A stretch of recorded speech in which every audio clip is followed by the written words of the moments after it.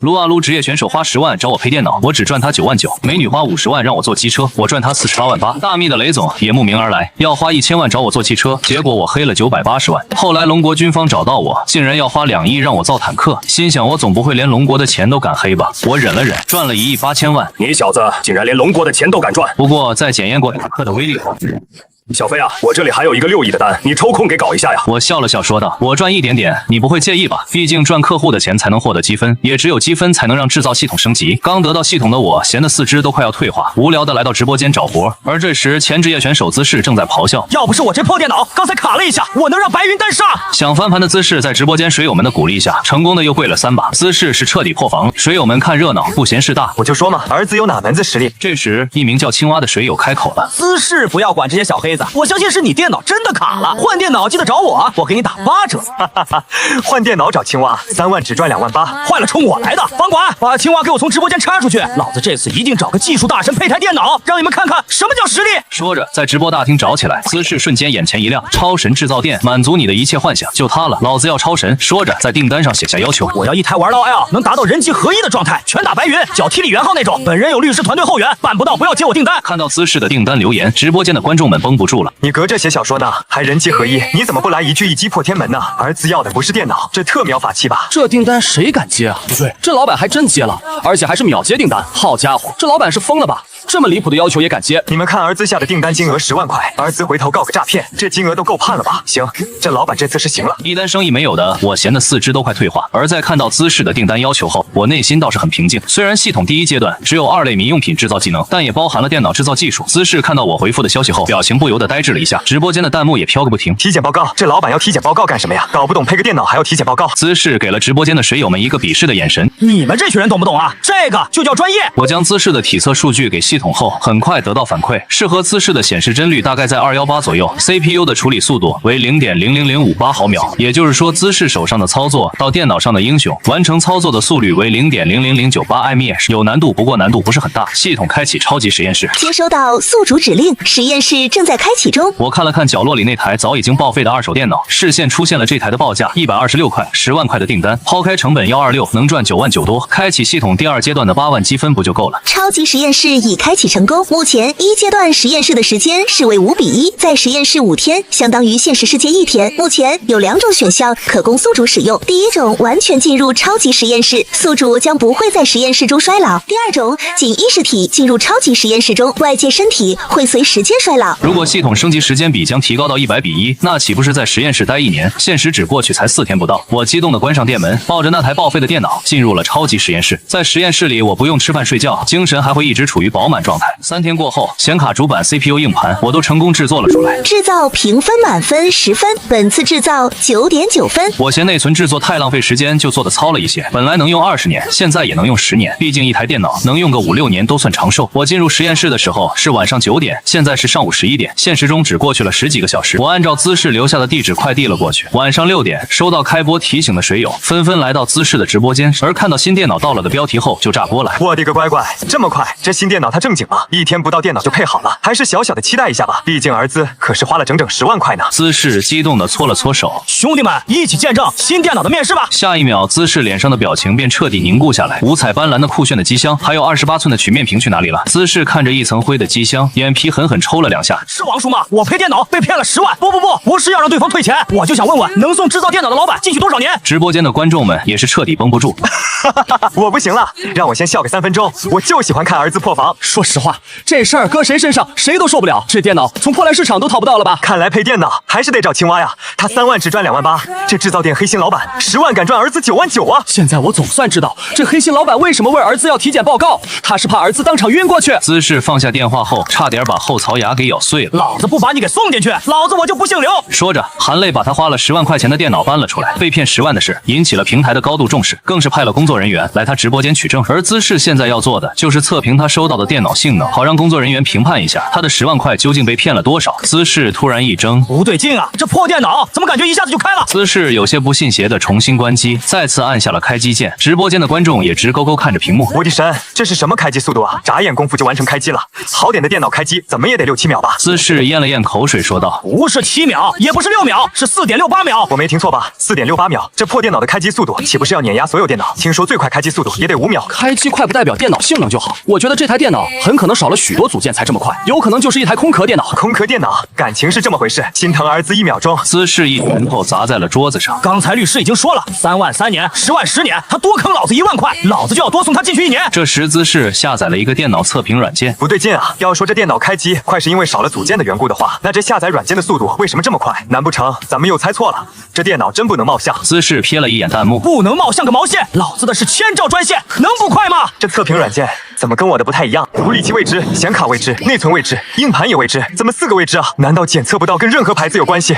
不会连杂牌都算不上吧？好家伙，这个沈飞黑了儿子多少钱啊？等等，你们快看下面的评分处，评分5067854，显卡3098541，内存255412，硬盘701576，总分9122383，是我眼花了还是在做梦？我记得全国跑分最多的电脑也就才几百万分吧？是不是评分软件出错了？这评分看着就跟玩似的。姿势深吸了口气，打开了撸啊撸。电脑好不好用，试试就知道。姿势没多久就寻找到了对局。我操，你们知道对面上单是谁吗？阿斌 ，BLG 职业战队的陈泽斌，坐等儿子被灭。阿斌世界赛刚刚铩羽而归，碰上阿斌那不得被打成麻瓜呀？姿势撇了撇嘴，不就是阿斌吗？也就是老子的电脑不行，要不然别说陈泽斌了，就是江城路那小子来也不好使。直播间水友们听到这话，瞬间笑喷了。撕尿大队准备，谁的黄？赶紧把儿子呲醒，糖尿病靠后，不能让儿子尝到一点甜头。对线开始后，水友们就坐不住了。姿势这操作的细腻程度还是头一次见啊！姿势拿出宁肯选择站着死，也不逃回塔下的状态，跟阿斌开始1级血拼。突然发现用这台电脑的操作比平时高了不止一个档次，每一发平 A 穿插技能都特别顺畅。我去，是我眼花了还是在做梦？儿子竟然1级把阿斌给干杀了！太爷牛批，太爷复出吧！你这状态拿个世界冠军还不跟玩似的？姿势也是越战越勇，一个人带着4个队友赢下了这把。阿斌，你别丧气，这好像跟姿势新配的电脑有关系，你去姿势的直播间看看就知道了。这时，Uzi 小虎等人听说了这事，纷纷都跑到了姿势的直播间。姿势坐在电脑前，久久都没有回过神，自己只是随口胡诌的人机合一，这台电脑竟然给他实现了。这时手机突然响了起来。王叔啊，你已经准备起诉沈飞了？别，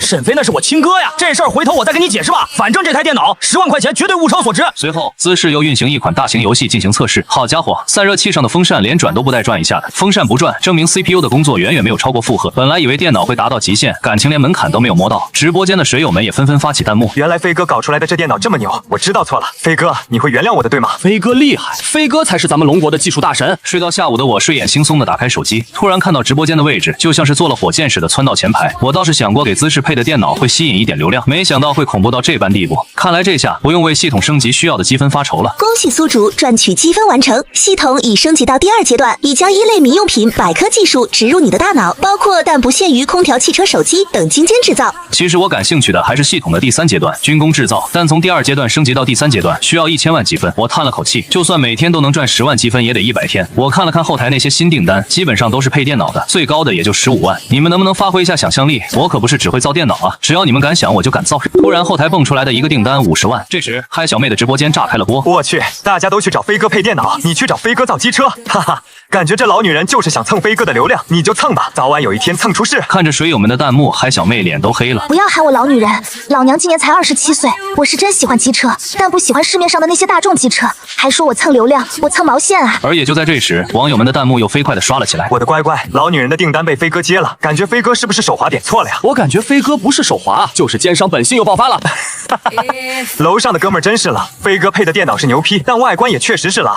电脑壳这么便宜的东西，飞哥都不愿意花点钱。我看了看嗨小妹的订单要求，飞哥哥，人家想要找你配一台机车了。车友们都说弯道快才是真的快，可是人家不会过弯，所以我想要一台直道快的机车，越快越好。还有人家是女孩子了，沈飞哥哥要把机车外观做得美美的，爱你哦。看完嗨小妹的嗲留言后，我鸡皮疙瘩掉了一地。毕竟是个花季的少女骑机车，我打算从稳定性入手，不能因为路上一颗小小的石子让她丢掉性命。当然速度也是要保证的。看来这次得割点肉了。我在原材料库中凑够了需要造机车的材料，一共花了12000块。看着这个数字我就感觉肉疼，毕竟这可是12000的积分。我很快就将机车的框架给造了出来，发动机跟传动部分肯定是需要精心制作的，毕竟他们2个决定着这台机车的速度。外观部分也得耗费不少精力。大概15天后，我看着自己一手打造出来的机车，满意的笑了笑。经过系统检测，宿主本次制造获得了满分100分。在机车外壳方面，宿主的领悟跟制造能力已经突破，奖励宿主10万积分。看来系统也不是什么奸商嘛，还能给点意外的奖励。原本实验室内跟外界的时间比是5比1，二阶段后则来到了夸张的30比1。15天的时间在现实世界才过去半天，我将机车打包好就给嗨小妹发了过去。大家快看，老女人的直播间标题，飞哥配的新机车到了。我去，1天不到，飞哥竟然把老女人的机车给搞好了。有没有机车大神在直播间？请问这个速度，它正常吗？本人10年机车党，只能说1天时间造出来的机车肯定不是什么好货。哈哈，昨天我就说老女人要被飞哥坑了，这下真成现实了。看来飞哥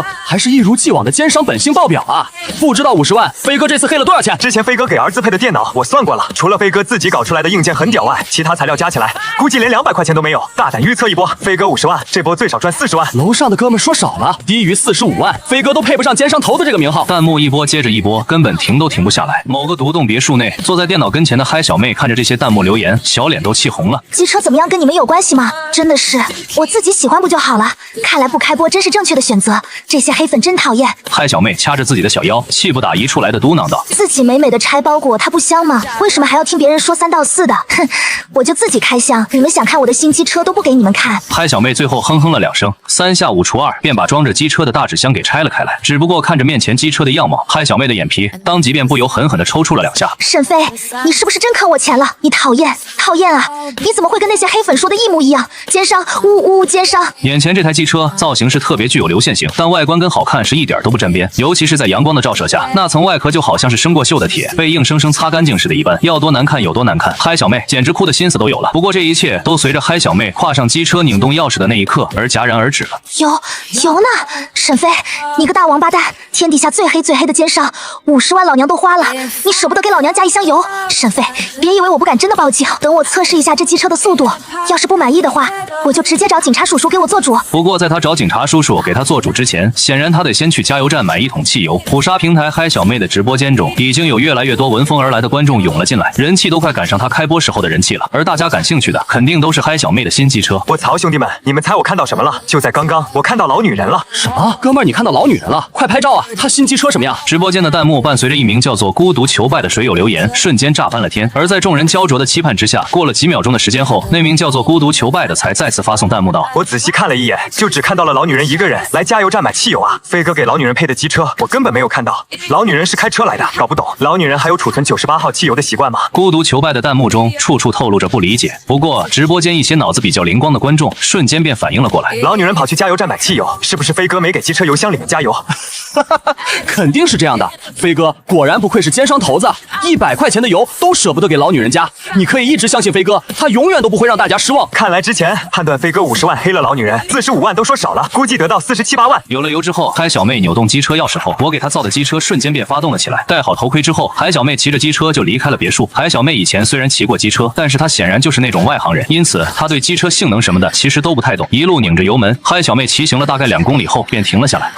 这机车骑着倒是挺舒服的，可是速度70迈，也不知道算不算快。在她面前是一个高铁站，因为比较偏僻的缘故，跑到这里来坐高铁的人特别少。不过因为这里风景还不错的缘故，平时嗨小妹有什么烦心事就喜欢来这里坐着，自己一个人静一静，每次倒是都能治愈到自己。沈飞，你个大猪蹄子，还好这里能让我心情变好，不然人家真要委屈死了。10几分钟后，感觉自己心情已经平复了不少，嗨小妹便起身打算骑着机车回家。不过就在此时，一个27、8岁左右的青年突然一脸着急的走到了嗨小妹面前。美女，我现在有一件很着急的事情，请问能借你的机车骑一下吗？听着青年冷不丁的话语，嗨小妹当即便露出了一丝丝的戒备之意。你借我机车干嘛呀？青年闻言扭头看向身后的高铁站，紧接着他脸上便忍不住划过了一抹悲痛之意。我恋爱了7年的女朋友刚刚跟我分手了，但是她说只要我能追上她乘坐的那辆高铁，我们就还有可能。所以美女，求求你了，能借你的机车让我试试吗？你放心，如果给你骑坏了，我砸锅卖铁也会赔给你。男人抬头直勾勾地看着嗨小妹，眼神中除了有浓浓的乞求之意外，还有一丝丝的不甘心。而嗨小妹听到他这番话，当即便有些傻眼了。大哥，我没听错吧？你要骑机车追高铁？你知道高铁有多快吗？不是我不借给你，只是这怎么可能追得上啊？嗨小妹平时出行也经常坐高铁，所以她很清楚高铁恐怖的时速，那可是动不动就超300公里每小时。一台机车怎么可能达到这种速度？而且假设就算达到，高铁的运行方式跟机车可完全不一样。刚才嗨小妹骑到70迈，都感觉人在前面，飞魂在后面追了。要是把一台机车骑到300公里每小时，那可真就是骑得好了一身灰，骑得不好一盒灰。姑娘，不知道你听说过一句话吗？明知道不可能，但我就想试试。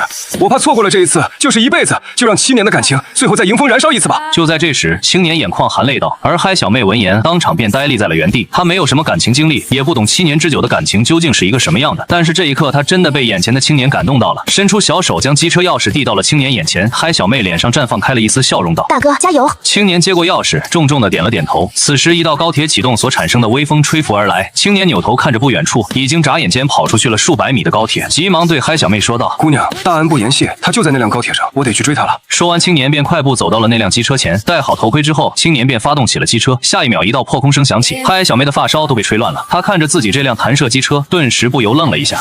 怎么感觉跟我骑的时候不一样？嗨小妹愣愣地看着在她视线中快速远离的机车，再扭头看看旁边已经进入了高速行驶状态中的高铁，瞳孔都不由狠狠地收缩了起来。按照嗨小妹的目测，此刻高铁的行驶速度就算没有300公里每小时，也得有260、7的样子。可是驾驶着他机车的青年，却在以一种肉眼可见的速度，快速拉近着跟那辆高铁之间的距离。高铁上，所有目睹了这一幕的人，全都感觉到了一股凉气从脚底直窜到了天灵盖。紧接着，掏手机的声音便此起彼伏地响彻在了整节车厢内。有的人打开了摄像头，将这匪夷所思的一幕给记录了下来；有的人则给自己最亲爱的人发送起了微信消息，把这件事情讲给了他听。不过与此同时，大家也有些纳闷，为什么要把机车骑得这么快？是嫌自己活得太长了吗？虽然那条公路上的车辆很稀少，但是这种高速行驶的状态下，一个失控，那可就是车毁人亡的下场。等等，大家快看，大家快看！就在这时，一道惊呼声突然又响了起来，众人循声望去，只见那辆原本已经拉开了高铁，消失在了视线中的机车又出现了。不过这一次机车是停滞的状态，而在机车的侧方，一个青年正单膝跪地，目光深情地望着高铁这边，他手上明显还举着什么东西。虽然离得有些远，大家完全看不清青年手上究竟是什么，但好多人猜测那应该是一枚戒指。高铁车厢内寂静了一瞬后，便被阵阵哗然声给彻底打破了。那个男孩开那么快，原来都是为了追我们这辆高铁，不惜把自己的生命置之度外，将一辆机车开到了快400多迈，只是为了追一个人。这辆高铁上一定有一个男孩爱惨了的女孩吧？而某个车窗旁，一个长相文静的女孩看着单膝跪地的男孩，终于忍不住泪奔了。她捂着嘴巴，眼泪好像是不要钱似的往下掉着。而另一边还在高铁站等着的嗨小妹，可完全不知道这些事情。在那个名叫张平的青年将机车给骑走后，嗨小妹眼神中便满是担心的表情。她倒不是担心张平把机车给碰坏了赔不起，而是怕张平再出什么意外。毕竟张平离别前的速度实在是太快了。现在高铁跟张平骑机车的身影都已经没了影，嗨小妹不担心才怪呢。大哥，你可千万别有事，不然我肯定会后悔把机车借给你了。不过就在此时，一道细微的机车轰鸣声突然传进了嗨小妹的耳中。嗨小妹闻声便立刻抬头朝着公路上望了过去。当看到是张平骑着机车安全返回来后，嗨小妹终于忍不住松了口气。等张平靠近停下机车后，嗨小妹便连忙安慰道：“大哥，没追上也没关系，最起码你已经试过了，也没什么遗憾了。”姑娘，你是看不起我的技术吧？也是，你这机车性能实在是太厉害了，也就只有我技术菜才有可能追不上高铁。不过我以前可也是机车爱好者呢。张平笑呵呵地说道。而听到张平的话，这次轮到嗨小妹有些傻眼了。机车性能太厉害，不可能追不上高铁。大哥，你的意思是你追上了？嗨小妹表情夸张地问道。张平闻言幸福地点了点头，然后他扭头看向了身后的机车，眼神中还残留着浓浓的震撼之意道：“一开始我也觉得追上高铁几乎不可能，但是为了让自己心中没有遗憾，我骑上你这辆机车后便猛踩油门，猛挂档。然后我便震惊地发现，在你这辆汽车的速度下，以速度著称的高铁，在我眼里变得都好像犹如蜗牛般缓慢起来。我还以为是高铁的行驶速度太慢，可我低头看了一眼机车上的仪表盘后，我看到了一个数字400迈，换算成公里数就是足足达到了600多公里每小时。而且我知道，这还不是姑娘你这辆机车的极限速度，因为当时油门我都没有拧到底，所以姑娘你还是别跟我开玩笑了。有你这辆机车，怎么可能追不上高铁？就是追飞机都没什么问题。阿静她刚才已经给我发消息了，说在下一站等我。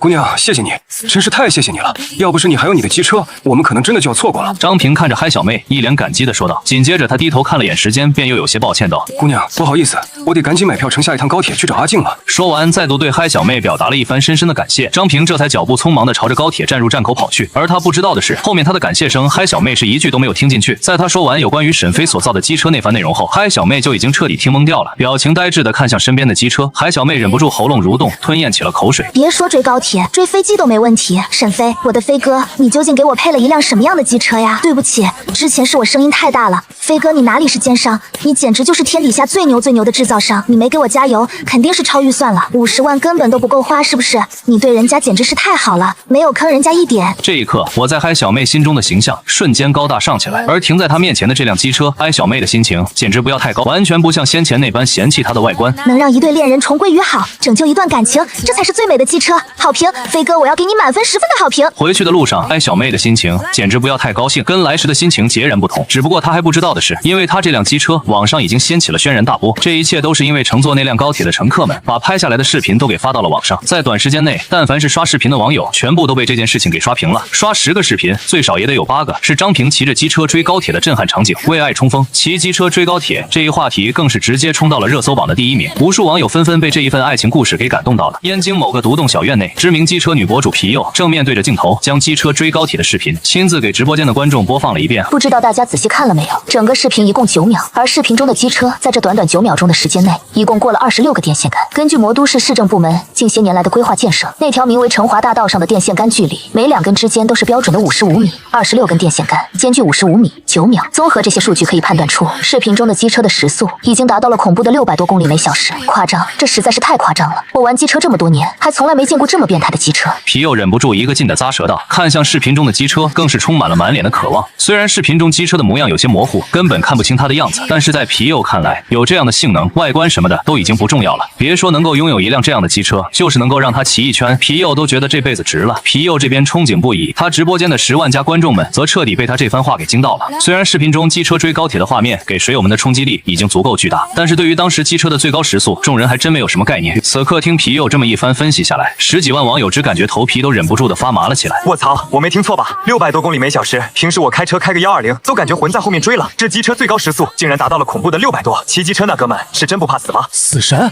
我也想带他走啊，可是我根本追不上他，感觉那哥们头上戴的头盔多多少少有点多余了。我只能说，他这短短9秒钟的时间，比我一生都精彩。就拿所有骑士心中的梦想之车川崎 H2R 来说，它拥有998cc 的排量和310匹的马力，可以在26秒内将速度提升到400公里每小时，号称地面飞行机。400公里每小时是已经超出了高铁的普通行驶速度，但这些数据都是在专用赛道上进行测试的。那些道路不仅光滑平整，还拥有着最适合机车行驶的硬度结构。在这种情况之下，川崎 H2R 才能拥有400公里每小时的极速。可那条成华大道，别说拥有上面这些条件了，估计路面上还会有许多小石子。在这种情况下，那辆机车能达到600多的时速，大家知道这意味着什么吗？意味着那辆机车的发动机传动部分跟稳定性绝对拉了目前市面上任何品牌的所有机车都不止一个档次，否则一块只有拇指大的石子都能够让时速600的机车车毁人亡。而且还有一点我觉得不能忽视，那就是视频的画面只有9秒的时间，但是机车追高铁的时间绝对不止9秒，整个过程很可能超过了2分钟的时间。川崎 H2R 极速400公里每小时，驾驶1分钟，引擎都会直接爆缸，而那辆机车时速600跑了整整2分钟，却一点事情都没有。我已经不知道该用什么样的词语来形容它了，这已经完全突破了我对机车的认知。说它是现在机车界绝无仅有的王者，我觉得都丝毫不为过。皮佑说到最后，俏丽双眸中的激动之意早已完全掩盖不住，而直播间的众多水友听完皮佑这一番话，也是彻底被惊呆了。他们从视频中看到的机车，竟然可以称得上是目前全球最屌的一辆机车。川崎 H2R 售价就已经达到了72万一辆，那这辆比川崎 H2R 牛不知道几个档次的机车，价值不得轻轻松松过100万。仓库路大道，在网友们猜疑不定之时，作为机车主人的嗨小妹对这一切却还并未可知。她正骑着机车悠闲的在公路上晃荡着，并且因为心情大好的缘故，她还顺手开启了直播。今天心情好，开播半小时哈。听着嗨小妹轻松愉悦的话语声，直播间的弹幕在沉寂了一瞬后，便犹如潮水般爆发了开来。不是，我没听错吧？心情好，老女人是不是脑袋被门给夹了？被飞哥这奸商头子坑完了钱，她竟然还心情好上了。马德，我接受不了了，完全接受不了。老女人不是应该伤心欲绝、欲哭无泪吗？我 TM 是想来看她哭的呀。兄弟们，你们说有没有一种可能，老女人爱上飞哥了，被心爱的人坑，在老女人看来就是一种幸福呢？直播间的观众们越聊越夸张，嗨小妹骑着机车随意瞥了一眼弹幕，好巧不巧就刚好瞥到了这几条内容，当即嗨小妹的眼角就不由微微抽搐了起来。哎，你们妹啊，我有那么缺男？嗨小妹口中的话还没有说完，她便突然尖叫了一声，屏幕前的众多水友都被嗨小妹尖叫连人带车全都倒在了路边上。再度看向直播画面时，众多水友当即便不由一愣，撞了！只见此刻嗨小妹已经连人带车全都倒在了路边上，而在嗨小妹的左前方还有一辆酷炫的法拉利 F90，跑车也缓缓停了下来。法拉利 F90停稳后，一个打扮时髦但乍一看有些娘的男子便从上面走了下来。他下来后连看都没看不远处还倒在地上的嗨小妹一眼，而是绕着自己的千万级跑车看了一圈，紧接着他便脸色有些难看的盯向了嗨小妹。你卖房吧。男人突如其来的话语让嗨小妹微微一愣，紧接着他强撑着疼痛从地上站了起来，然后委屈到了极点道：明明是你突然冲出来转弯的。男人闻言嗤笑了一声，随即他苍白的脸上便露出了一丝荒唐之意。你在搞笑吗？明明是是你开车不看路，对你们这些机车女真是无语了。你知道被你这辆破汽车刮坏的地方值多少钱吗？男子环抱着双手，用鼻孔看着嗨小妹说道。而嗨小妹似乎也意识到了自己刚才骑着机车还在直播，交警来了，她估计也得赔偿李甲珍。所幸如此，嗨小妹便咬了咬牙道：“我可以赔偿你的跑车损失，但是你也要赔偿我的机车损失。”嗨小妹一边说着，一边扭头看向了我给她配的那辆机车。刚才两车碰撞之下，不只是李甲珍的法拉利跑车被刮蹭出了一条划痕，嗨小妹的机车外壳更是受损严重。而要不是这外壳承受了撞击的大部分力量，嗨小妹的腿估计就不是只破了一道口子那么简单了。行，就按你说的办吧。我的时间可是很宝贵的，也没心思跟你继续浪费下去了。你给我拿500万，至于你这辆汽车，赔你个3000绰绰有余了吧？李甲珍摆着手，有些不耐烦道。而嗨小妹听到他这番话，真是当场便呆愣在了原地。500万，大哥，你是干抢劫的吧？李甲珍看着一脸夸张表情的嗨小妹，却不由再度撇了撇嘴。500万很贵吗？赔不起就自己反思反思，这些年有没有好好的努力工作，工资有没有涨？别真等到用钱了，才发现自己是个废物。算了，还是不跟你废话了，报警让警察来处理吧。李甲珍一边说着，一边就要掏出手机来打电话。嗨小妹见状，则咬了咬牙道：“你说500万就500万吗？我又不是没见过跑车，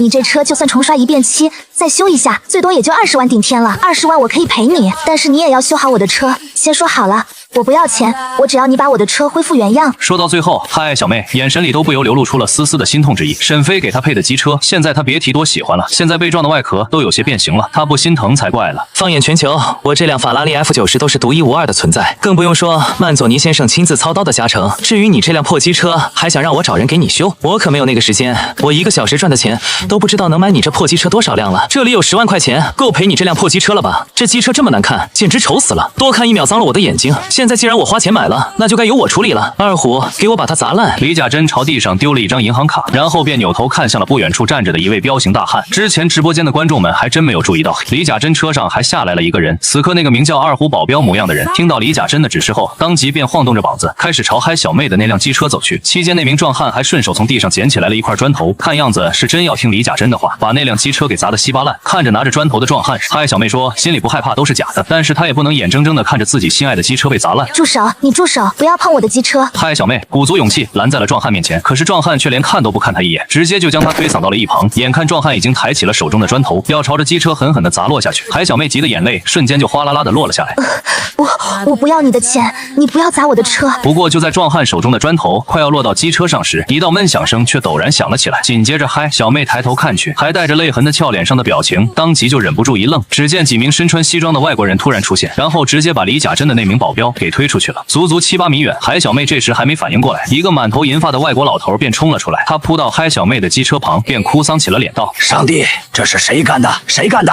我要代表耶稣诅咒他，诅咒他！”老头说着说着，竟然直接抹起了眼泪来。这下子不只是呆小妹有些傻眼了，旁边的李甲奇更是不由微皱起了眉头来。不过看着老头跟那几个西装笔挺的外国人，李甲珍态度没敢太嚣张道：“你们是谁？”李甲珍的声音在现场缓缓回荡而开，外国老头却连看都不看他一眼，而是一边自顾自的嘟囔着，一边扭头兴奋地看向了嗨小妹。这位尊贵的小姐，我是克莱斯勒集团龙国大区总负责人穆德。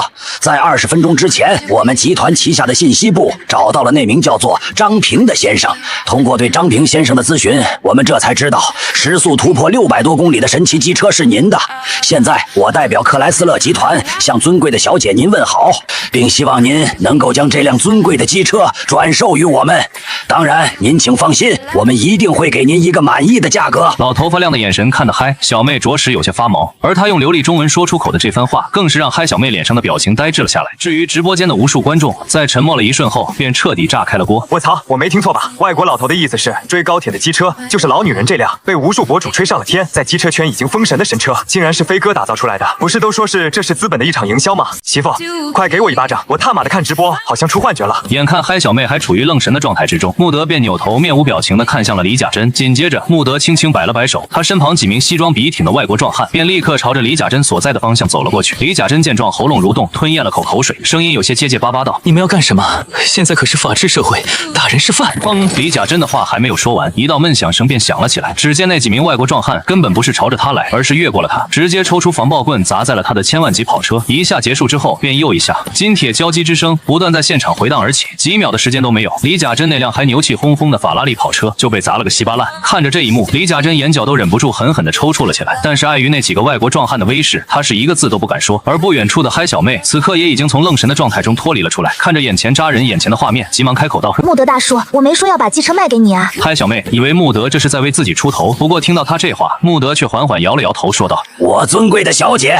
这跟你卖不卖给我机车没有任何关系。他伤害了这辆上帝馈赠于人类的礼物，我当然要承接回来。多么完美的机车呀！就因为这个愚蠢的家伙现在有了瑕疵。”摇头对嗨小妹说完，穆德便又脸色冷淡地看向了李甲珍：“你的车现在报废了，回头我们克莱斯勒集团会赔你一辆一模一样的。但是你对这辆机车的伤害，我们克莱斯勒集团愿意全权代表这位尊贵的小姐对你进行法律起诉。如果机车外壳能够恢复原貌的话，最好；恢复不了，那你将受到法律最严肃的制裁。我们克莱斯勒集团整个法务部都会将此次事件作为最要紧的事情来处理。当然，在此之前，我有必要提醒你一下，这辆机车的外壳跟它恐怖的稳定性有着很直接的关系。目前这种技术在全球范围内都从来没有出现过。”穆德字字珠玑的话语声在现场不断响彻而起，李甲珍已经彻底傻眼了。一想到他即将面对的是一个跨国集团的整个法务部门，李甲珍就忍不住瑟瑟发抖起来。至于直播间的无数网友，因为穆德这番话，他们也终于明白了穆德为什么会以一个大区总负责人的身份为嗨小妹出头。到了这般份上，究其根本，原因还是因为沈飞所打造出来的这辆机车。穆德大叔，实在是太感谢你了。不过我还是不能把机车卖给你，但是你可以去飞哥那里下订单啊。沈飞，你知道吗？我这辆机车就是飞哥给我打造出来的。提起沈飞两个字，嗨小妹现在是一脸小迷妹的表情，而穆德闻言却突然摇头苦笑了起来。既然我们已经找到了小姐你，对于这辆机车的真正来源当然也搞清楚了，在第一时间我们就已经给沈飞先生下了订单，并且向其郑重地发起了合作意向。但是沈飞先生给予我们的回复却是没兴趣。沈飞先生他只卖产品不卖专利，当然如果我们能研究明白沈飞先生的机车技术的话，他也允许我们使用，不过需要付一些专利费而已，所以我们才会这么迫切的想，要不这样吧，我尊贵的小姐，我代表集团向您租借这辆神奇的机车一段时间，不会太长，3天的时间就足够了。3天之后，我会将机车完整的再交到您的手上。穆德眼神期待地看着嗨小妹说道。而听到他这番话，嗨小妹倒是没有拒绝，只是租借3天而已，她还是能接受的。至于直播间的数百万观众闻言，弹幕瞬间就又炸翻了天。这就是我的偶像飞哥吗？这也太帅了吧！只卖产品不卖专利，面对克莱斯勒这样的大集团，飞哥是一点都不动心啊！我已经想象到了，飞哥拒绝的很有可能是一个天文数字。废话，1000万的机车，穆德老头都说砸都砸了，给飞哥开的价还不得突破9位数吗？我只能说，飞哥造出来的机车所蕴含的某些技术，价值是难以估量的。哎，飞哥哪都好，就是订单太多了，什么时候能轮到我呀？直播间的无数观众们议论纷纷，根本停都停不下来。而聪明的人则早就跑到了我的直播间中。虽然一如往常那般，我的直播间还是只用来接订单，根本不会开播。但是这一刻，我直播间内所涌进来的观众已经彻底突破了天际，200万、300万、500万，直到直播间的热度一度飙升到了800万后，才开始增长缓慢下来。而现在我的待接订单已经暴涨到了80多万，并且这个数字还在以一种非常变态的速度增长。最关键的是，这些订单价格还高的离谱。目前排名前10的订单，价格最低的也已经突破了100万，全都是来找我配机车的。排名前5的则是各大机车厂商，而他们出的价格都已经达到了300万之多。显然，他们也是跟克莱斯勒集团拥有同样的目的，那就是买一辆我造的机车来研究我所运用在机车上的那些技术。只不过让他们失望的是，截止到目前为止，我还没有接下任何一个订单。直播间内，无数网友跟机车厂商都在等着我接订单，但是几个小时的时间过去了，我这边却依旧是没有什么动静，似乎我现在根本就没有关注直播间的动态。有不少机车爱好者等得有些着急了，就纷纷跑到了克莱斯勒集团的官网，毕竟现在他们是唯一一个手握沈飞机车的集团，而且我那边就算接订单，最多也就只会接一个。但是万一克莱斯勒集团这边有了突破性的进展，那结果可就完全不一样了，说不定不久的将来都能人手一辆沈飞牌机车。老克，研究明白飞哥的机车没有？就等着你造呢。你要是能造出一模一样的机车，我们都从你这里买。是啊，老克，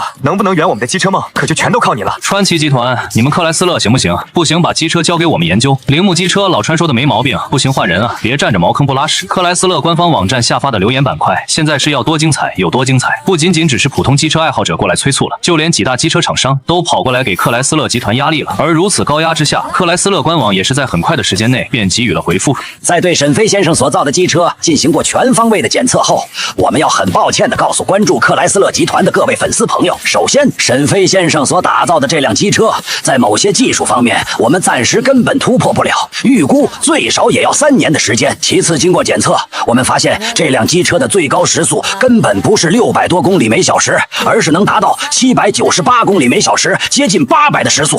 而这还是因为沈飞先生所用的材料都不是最佳的缘故。某些材料沈飞先生似乎是在刻意的节省。如果沈飞先生不节省的话，那么时速我们相信能够轻松突破800。最后，我们克莱斯勒级董事会集体决定，将对沈飞先生发起无限期的合作邀请。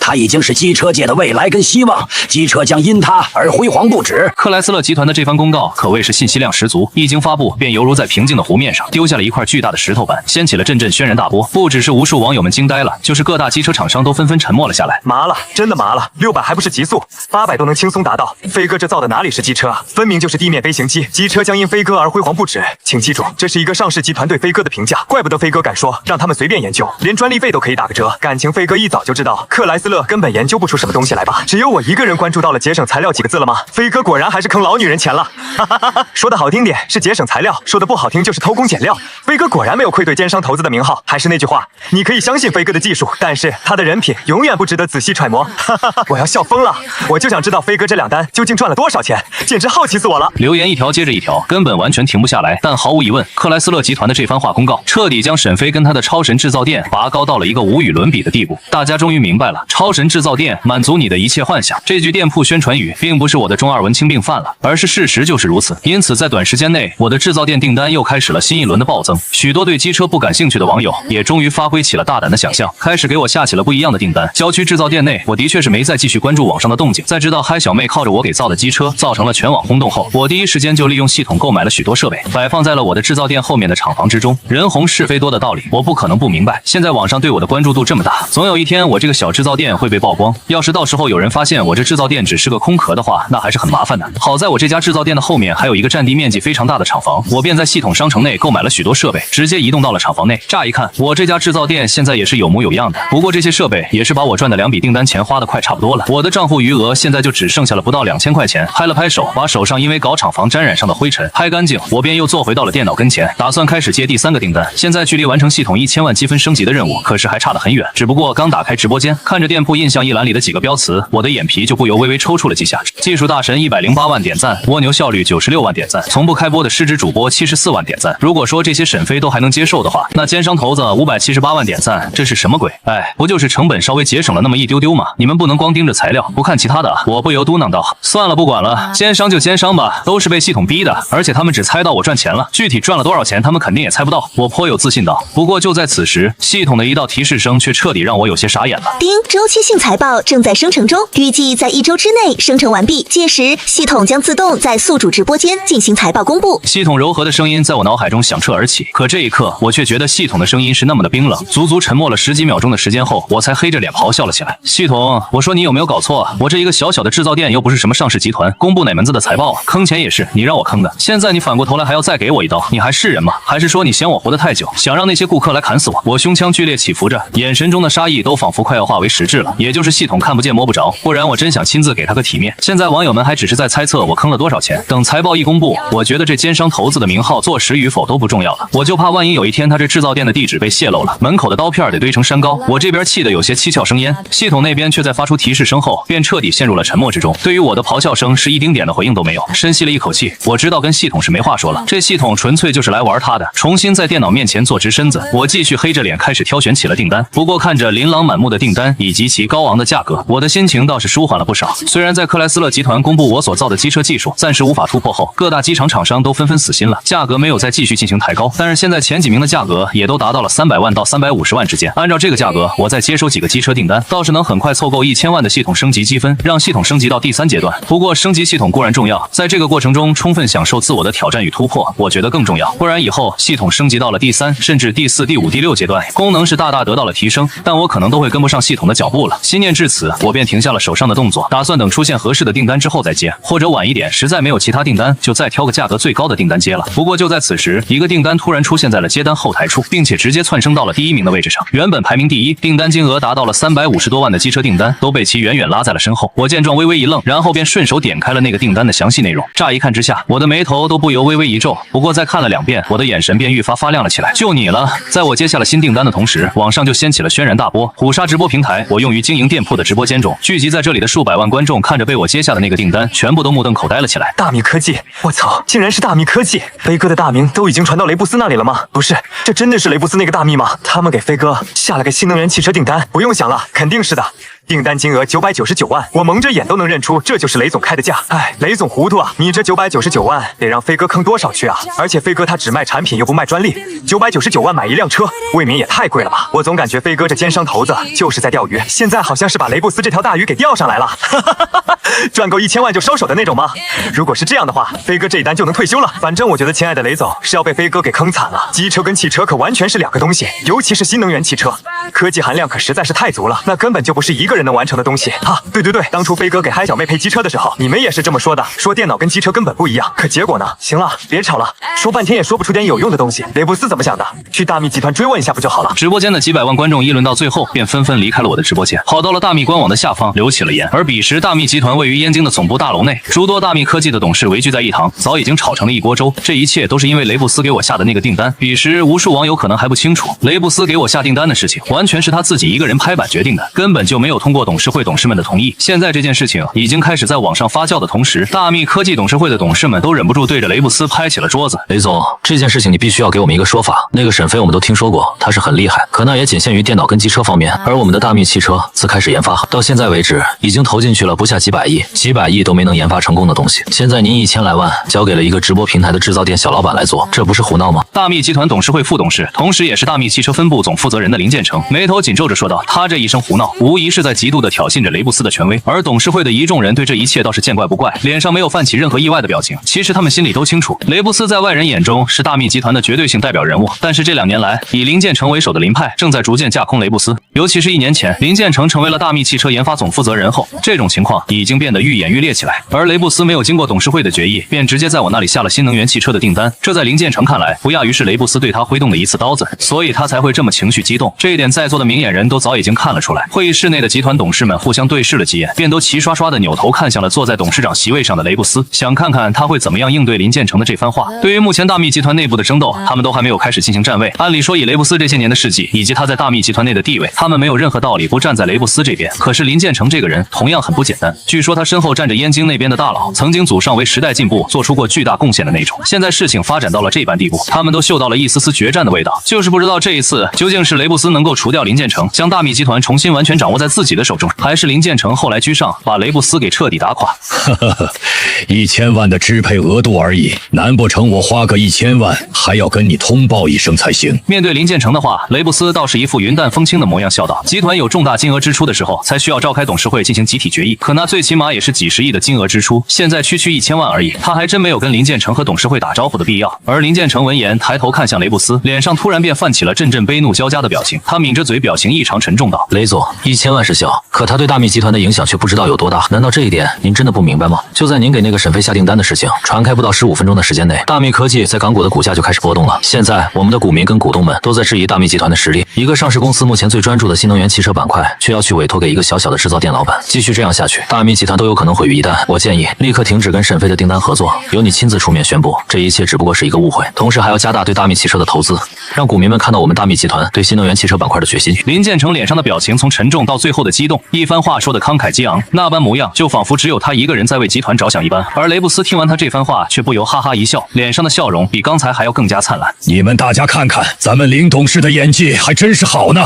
要我说，林董事，你不如直接出道拍电影，我打包票，你一定能成为影帝。雷布斯脸上笑呵呵的，但他说出口的话却犹如一个个巴掌般直接扇在了林建成的脸上。会议室内刹那间就陷入了死一般的寂静之中，不少董事看着雷布斯都忍不住身躯一震，仿佛此刻他们才回想起了站在他们眼前之人。可是出道即巅峰的雷布斯，手上最穷的时候只有40个亿，同时期的两马还在某个犄角旮旯里待着。而这些董事们脸上表情的细微变化都没有逃过林建成的眼睛，耳边再回荡起雷布斯的这番机遇，林建成的脸色已经阴沉到了极点。雷总，你这是什么意思？在侮辱我吗？林建成低沉的声音在会议室内回荡而起，雷布斯则缓缓收敛起了脸上的笑容。你说我的决定导致了大密集团股价的波动，那我想问问你，无休止的往大密汽车上投钱，却看不到一点成果，就能让大密集团的股价不波动了吗？1年了，林建成，我已经没有任何耐心了。你说我在侮辱你，难道你不是在自取其辱？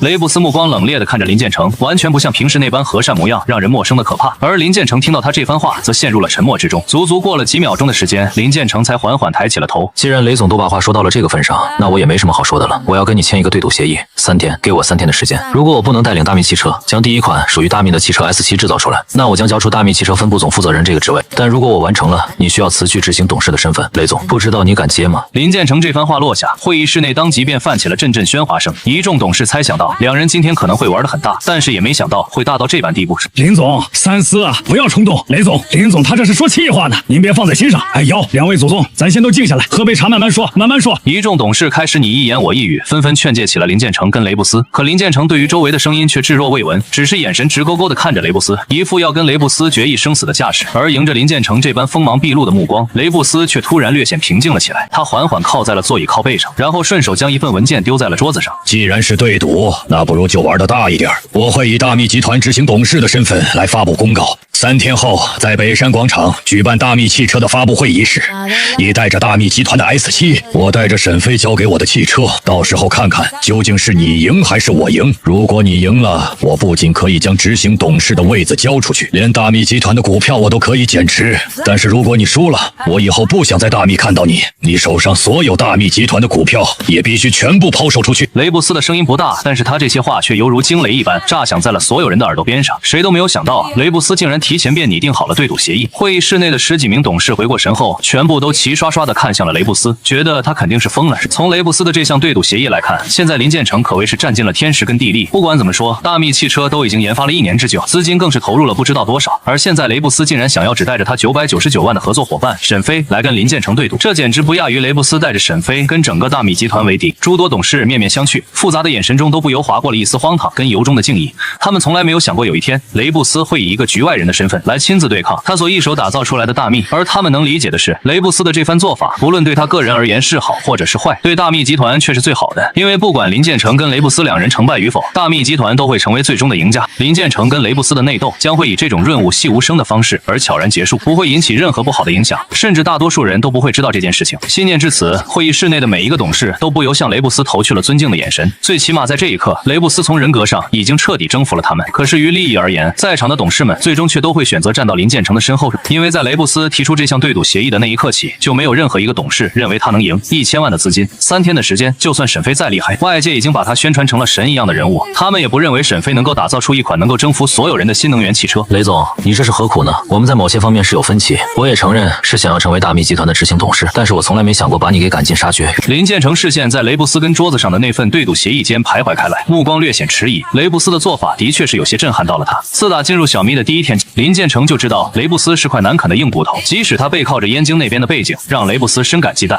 这些年来，在小咪他也处处在被雷布斯给狠狠压制着。他那些同时期进入某些大企业的伙伴，可是都已经坐稳了核心的位置，只有他还时不时的处于边缘化。而现在雷布斯的这项对赌协议，在林建成看来，无异于还处于上风状态的雷布斯突然摇摆旗宣布投降了，这让林建成实在很难理解。现在社会正在飞快的发展着，下一个巨大的风口隐隐若现，或许5年，或许只需要3年，它便会出现。我不想因为你或者我阻碍了大密的发展，我希望100年过后，大密还能屹立在这个时代的最前沿。所以这一切终究都会到来的，现在只不过是提前了一些。面对林建成这番袒露心声的话语，雷布斯倒是也没有再咄咄逼人。会议室内的火药味似乎瞬间便消散一空起来。林建成怔怔地看着雷布斯，沉默了足足10几秒的时间，紧接着他微微躬了躬身，声音充满了敬意道：“雷总，我不如您，不过您放心，大密在我手上，我绝对会让他走得更远。”说完，林建成起身拿过那份对赌协议，干脆利落地签下了自己的名字。紧接着他站起身，脸色又恢复了最开始那般冷淡。雷总，我真的很敬重您，不过这一次你是没有办法赢的。就在你给那个沈飞下订单的前2个小时，我们的大密汽车已经取得了突破性的进展。3天后，4期将会以王者之势登顶新能源汽车行列，请您拭目以待。说完，林建成便转身朝着会议室外开始走去。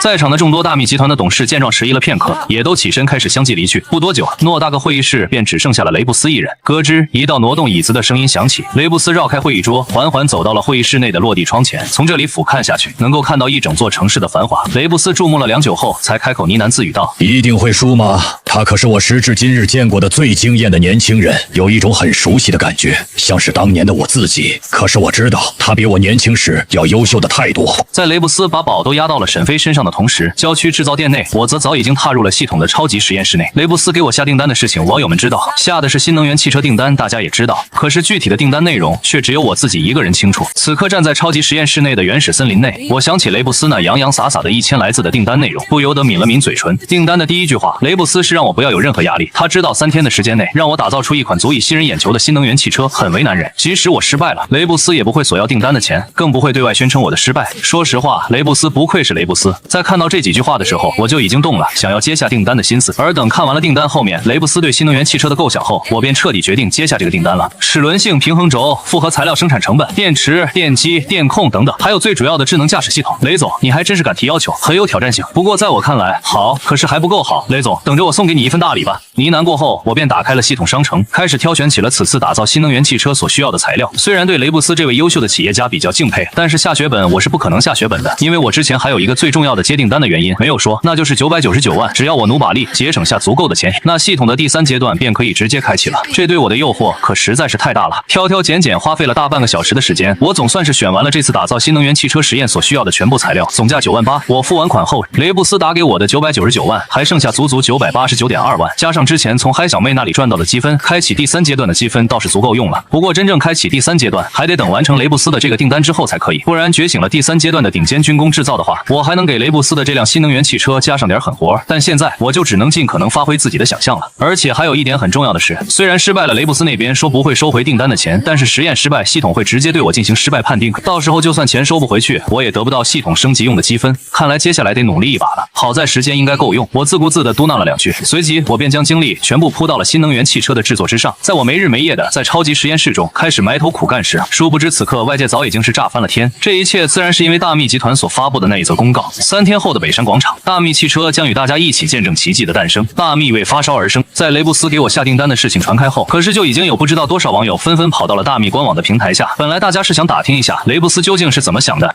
可谁成想大密官方直接给他们来了一炮大的。请问是我走错地方了吗？这确定不是大型科幻片的现场？本来以为雷总只是想同飞哥搞一辆汽车玩玩，谁成想玩得这么大，3天就3天时间啊！见证奇迹也不带这么见证的呀！我觉得既然大密集团都这么宣布了，咱们拭目以待就可以了。3天后是骡子是马，拉出来溜溜呗。无数网友们议论纷纷，似乎已经下意识认定了3天后的北山广场，大密集团即将要给大家展示的就是雷布斯给我下的那辆汽车订单。而对于雷布斯跟林建成的内部对赌协议，大家是一概不知。如此场面应该也正是雷布斯希望看到的，那就是不管3天后沈飞能否将汽车成功打造出来，大密集团都已经立于了不败之地。而因为我的原因，现在大家对这场大密集团的新能源汽车发布会已经充满了兴趣。郊区制造店内，我此刻对于外界的动静是一概不知。此刻我正全身心的投入进了面前的新能源汽车打造之中。有之前打造机车的经验，完成一辆汽车框架的构造对于我来说并不难，毕竟两者其实是有相通之处的。而且拥有系统跨时代全自动设备的帮助，我完全不用费任何功夫就能够让制作材料达到自己想要的参数。所以在超级实验室中，我大概消耗了10天的时间，也就是相当于外界半天都不到的时间，我便初步打造好了汽车的框架以及各种零部件的组合。这个速度就是让一些全球最专业的汽车集团见了也得目瞪口呆。毕竟我可是在没有任何模板的情况下，按照自己对一台车功能性最优良的状态来进行设计的。而完成了初步构建后，接下来我需要打造的就是一些细节方面的东西，比如新能源汽车很重要的3大部件：电池、电机跟电控等。这些东西也会决定着沈飞所打造出来新能源汽车性能如何。相比于第一步，这个过程需要沈飞所消耗的时间就要长了一些，足足花了20多天的时间，我才搞定了这一切。至此，我已经在超级实验室中待了1个月的时间，而我面前一辆完整的新能源汽车已经摆在了我的面前。现在只要给这辆车的电池充满电，那它立刻就能在大道上飞驰。可是我知道，如果现在我就结束实验的话，那系统估计都不会给我本次实验及格分，也就是说，系统会直接判定我本次实验失败。因为雷布斯给我下的订单内容，现在我只不过才完成了一半，面前这辆汽车最多只能算是一辆驾驶感不错的普通汽车，根本称不上一台最顶尖的新能源汽车，因为它还缺少了最重要也是目前新能源汽车最具有卖点的智能驾驶系统。呼，我深吸了一口气，我知道接下来才是本次实验真正难度的开始。调整了一下自己的精神状态，感觉精神已经足够饱满后，我便一头扑进了智能驾驶系统的打造之中。时间如指尖流沙，不经意间悄然流逝，如此3天时间一划而过。而在第3天早饭时间过后，北山脚下的大型广场上就已经人流涌动了起来，写有大密集团4个大字的彩旗高高挂起，迎风飘扬，几百米开外都依稀可见。而且不只是普通人对这场早已酝酿了3天之久的大密汽车发布会极感兴趣，就是一些商业业大佬都起了个大早，有些期待坐在了电视机前，等待着大密的这场发布会开始现场直播。深城某栋古色古香的别墅内，华为集团董事长任继群正一边亲手泡着茶，一边时不时的抬头看一眼面前的屏幕。大密集团的发布会虽然还没有正式开始，但现场直播已经开启了。画面中人山人海的景象，比华为开发布会时都要壮观许多。对于这种现象，一旁任继群的小外甥女蒋倩倩不由嘟起了嘴巴，说道：“大舅，这也太离谱了吧！我知道那个沈飞很火，很厉害，一个人便打造出了目前全球速度最快、稳定性最高的一辆机车，让整个克莱斯勒集团都求贤若渴。但大密跟咱们华为目前明显不是一个体量的，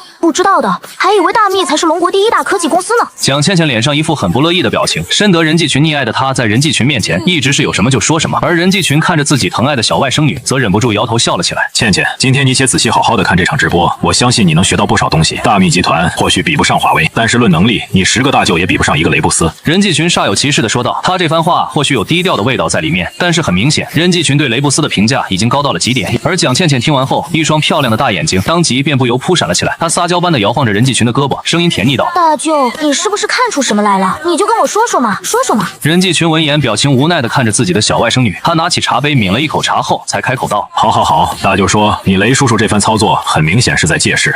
借势。”蒋倩倩歪着小脑袋，脸上全是疑惑不解的表情，而任继群稍稍停顿了一口气后，便接着说道：“倩倩，其实你已经看出来了，就像你说的那样，大密目前的体量跟华为是没有办法比较的。可为什么今天大密集团的汽车发布会要比前段时间咱们的智界 S7问世动静还要大？这都是因为雷布斯借了那个名叫沈飞的年轻人的事。”说到最后，任继群不由眼含深意地看向了面前的屏幕。此刻屏幕上显示发布会正式开始，就只剩下了5分钟不到的时间。而一旁的蒋倩倩闻言，俏丽的双眸当即便不由瞪大了起来。大舅，您的意思是雷布斯给沈飞下订单，根本不是指望沈飞能在3天的时间内打造出一款新能源汽车，只是想要借助沈飞最近的流量跟热度来宣传他们自家的大密汽车。任继群闻言笑着点了点头道：“倩倩，你还真说到点上了。其实这件事情在爆出来之后，许多同行的企业家就都跟我通过气询问雷布斯究竟是怎么想的，其中不乏蔚来跟比亚迪那边的老总。最后我只是反问了他们一个问题，他们就明白了，那就是他们在研发汽车时花了多少时间，又投入了多少的资金。汽车不同于电脑跟机车，它要复杂的多得多，尤其是新能源汽车。那个叫沈飞的年轻人是很优秀，但是3天之内打造出一款新能源汽车，这怎么可能？不过沈飞这孩子，我着实有些喜欢。现在已经很少有这样硬技术高超的年轻人了。我已经让华为人事部方面给沈飞下了请聘合约，相信他应该会动心的。提起沈飞2个字，饶是任继群的眼底深处都不由划过了浓浓的欣赏色彩。而蒋倩倩闻言，好奇心顿时就压抑不住了，毕竟她可是知道自己的大舅向来以大方著称。大舅，你给沈飞开了个什么价啊？任继群闻言扭头看向了蒋倩倩道：“想知道？”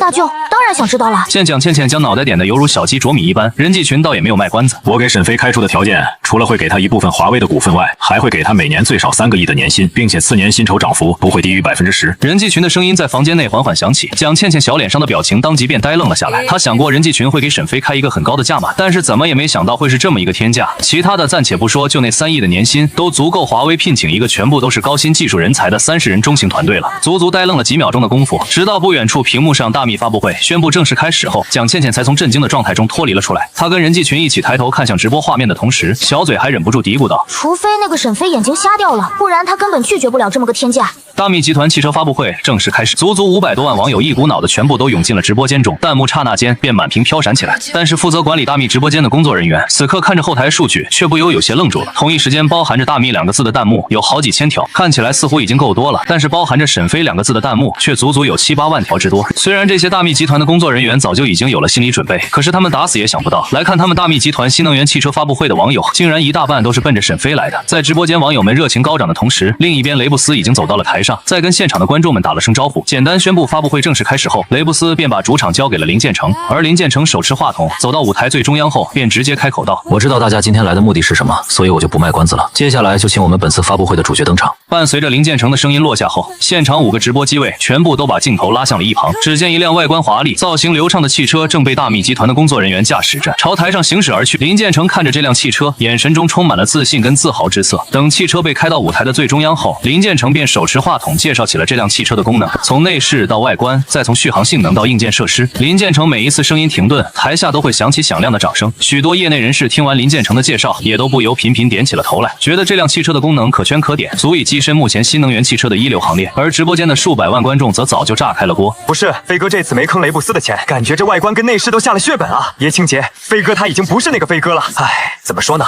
虽然这辆车可圈可点，但是并没有给我任何惊艳的感觉，跟大多数新能源汽车大差不差。飞哥果然只擅长电脑跟机车方面的东西。行了，3天的时间，飞哥能给雷布斯这样一辆车已经可以了。等等，不对，你们快看大屏幕，这辆车好像不是飞哥打造的。就在直播间几百万观众们议论纷纷之际，台上那块巨大的 LED 大屏闪烁过后，一行行文字跟画面便陡然闪现了出来。林建成转身看向台下的无数观众，则微笑着开口道：“诸位，我们大密集团发布的这辆车名为 S7。”是我带领着大密集团汽车分部，历经300多个日日夜夜，呕心沥血所打造出来的大密第一代新能源汽车。我知道它可能还有许多不完善的地方，不足以屹立在如今新能源汽车的最巅峰之处。但是我希望大家给我们一点时间，假以时日，大密汽车将会给大家更大的惊喜。林建成一番话落，现场一些大密的忠实粉丝立刻鼓起了掌来。深城别墅内，任继群看着眼前的直播画面，一副了然于胸的表情道：“芊芊，看明白了吗？大密的这辆 S7只能算是一般，能引起这么大的关注度已经不容易了。按照这般局面下去，大密汽车虽然不至于大卖，但是也相当于敲开了新能源汽车的大门。你雷叔叔的营销能力是不是很厉害？要不是他想出靠着沈飞博取了这么大的关注度，大密汽车估计连大一点的水花都扑腾不起来。行了，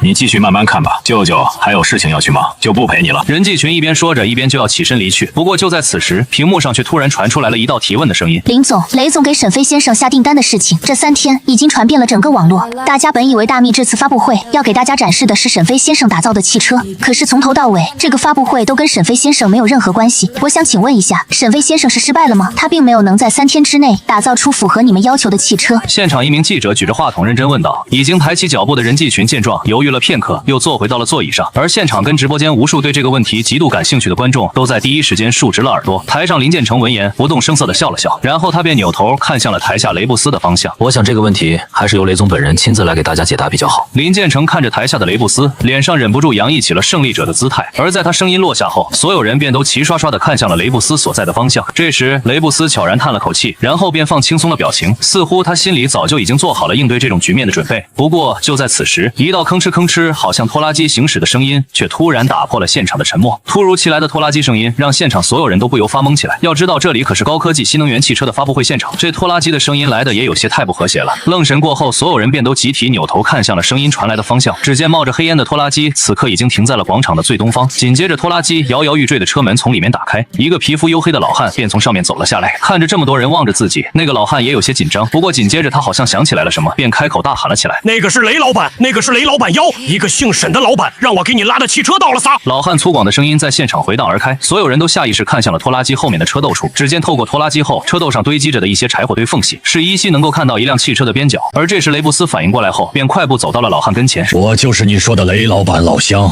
是沈飞先生让你给我拉来的汽车吗？车就在后面是不是？”此刻雷布斯脸上的激动之意已经难以掩饰而住，虽然有些迟，但是沈飞好歹还是在最后关头把车给他送来了。不过就在雷布斯一边说着，一边就要抬腿朝拖拉机后车斗方向走过去时，那个皮肤黝黑的老汉却一把拦住了雷布斯：“雷老板，不能看撒！你现在还不能看撒，运费钱你还没有给撒，我可是开了好几个小时才把车给你送到这里来的。那位沈先生说让我管你要运费钱撒。”老汉着急的开口说道。而听到他这番话，饶是雷布斯脸上的表情都不由一愣，直播间的数百万观众更是刹那间笑喷了。我没有开玩笑，我刚喝下去一口水，直接喷出来了，哈哈哈！我不行了，让我笑个3分钟先。用拖拉机给雷布斯运车也就算了，运费还是到付，这操作也是没谁了。熟悉的味道，熟悉的配方，飞哥果然还是那个飞哥，哈哈！你们快看，雷布斯都有些怀疑人生了。兄弟们，舒服了，舒服了，我已经完事了，就是这种感觉。直播间无数观众这边乐开了花，现场也是哈哈一阵大笑。只有那个老汉一脸警惕的看着雷布斯，一副不给钱就不给看车的架势。而雷布斯回过神后，便不由眼皮狠狠抽搐了2下，紧接着他朝身后摆了摆手，一个模样像秘书的女人就急忙快步走了过来。他从钱包里掏出几百块钱现金交给老汉后，老汉这才心满意足的带着雷布斯开始朝车斗后走去。片刻后，老汉将车斗围栏放下来，众人这才能看清楚一些沈飞所打造的那辆新能源汽车。只不过看清楚其造型后，现场众人又是微微一愣，因为它跟市面上大多数新能源汽车造型都不太一样，仔细一看就好像是老一代早就停产了的 AE86。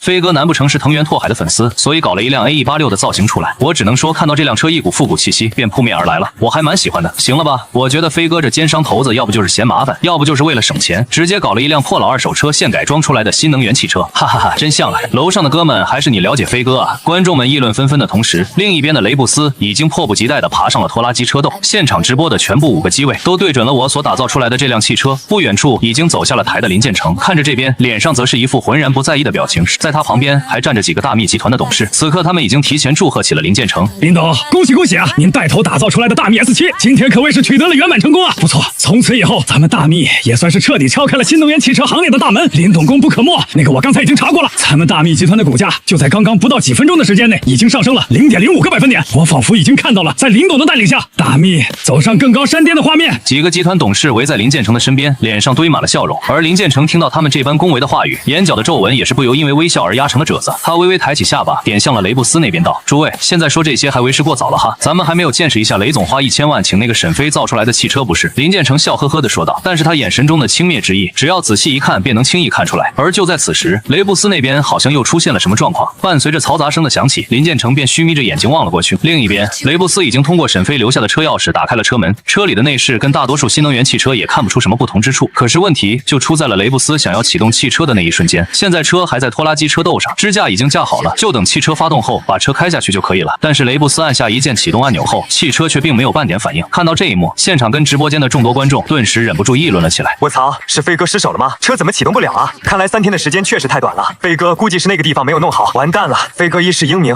要被毁掉了，车连启动都启动不了，这还搞个毛啊！平衡了，我心里终于平衡了，要不然跟飞哥一比，我总感觉自己就像个废物。现场嘈杂声不断，雷布斯那边则在皱着眉头检查到底是哪里出问题了。他一个技术出身的大佬，对汽车方面多多少少还是有些了解的，虽然比不上某些高精尖的专业人才，但是比普通人还是不知道要强多少的。而这不检查不要紧，一检查之下，雷布斯便有些绷不住了。电，这辆车没电。雷布斯瘫坐在汽车靠背上，饶是他都忍不住爆了句粗口，额头上更是露出了好几道黑线。而他的声音通过现场的直播设备传递出去后，嘈杂声顿时便消散一空起来。偌大个北山广场全都陷入了死一般的寂静之中，现场的沉默足足持续了数秒的时间。紧接着一阵爆笑声便在现场响了起来，不少人都笑弯了腰，直不起来，根本直不起来，眼泪都快笑出来了。许多人只是听说过沈飞的奸商大名，还没有一个具体的概念。今天他们总算是见识到了。而直播间那些本就奔着沈飞而来的水友，更是早就乐翻了天。我不行了，让我缓口气，把我给笑死算了。熟悉的味道，熟悉的配方，还是那个奸商头子没错。我本以为飞哥1箱油都不给带小妹家，已经是极限了，没想到雷布斯这里更可怜，飞哥连1箱电都不给充，1000万的订单，30块的电不舍得给充，放眼整个商圈也是极其炸裂的存在。别人那都是顾客是上帝，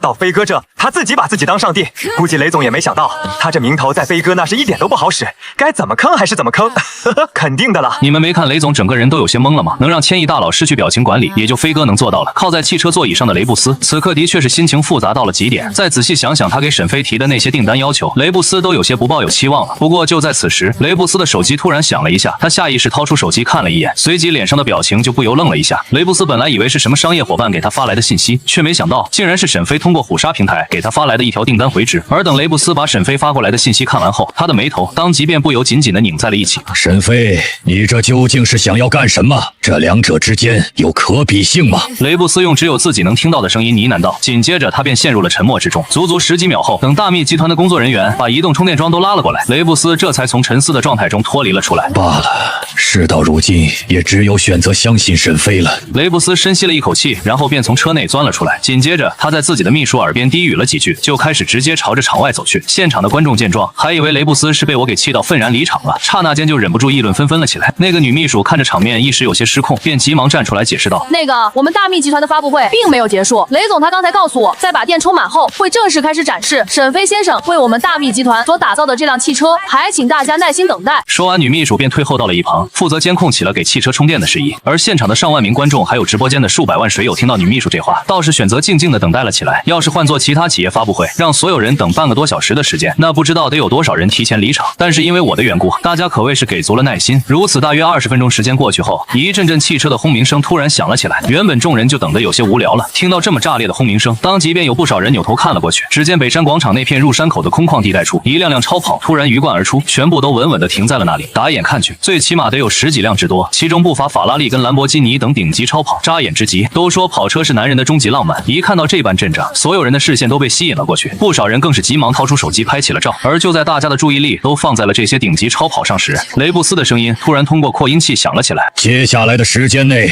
我想请大家欣赏一场赛车盛宴，这些全都是我们大密集团特意找来的全球最顶尖的超跑系列，而他们的驾驶员也都是很专业的车手。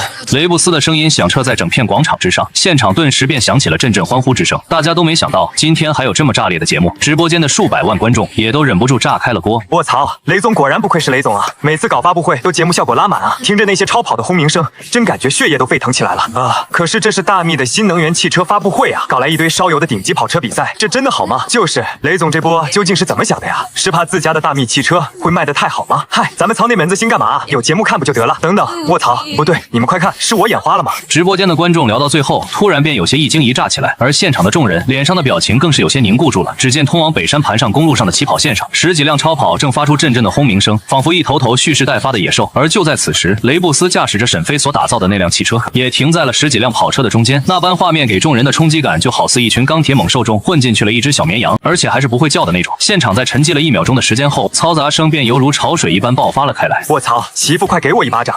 大白天的我怎么出现幻觉了？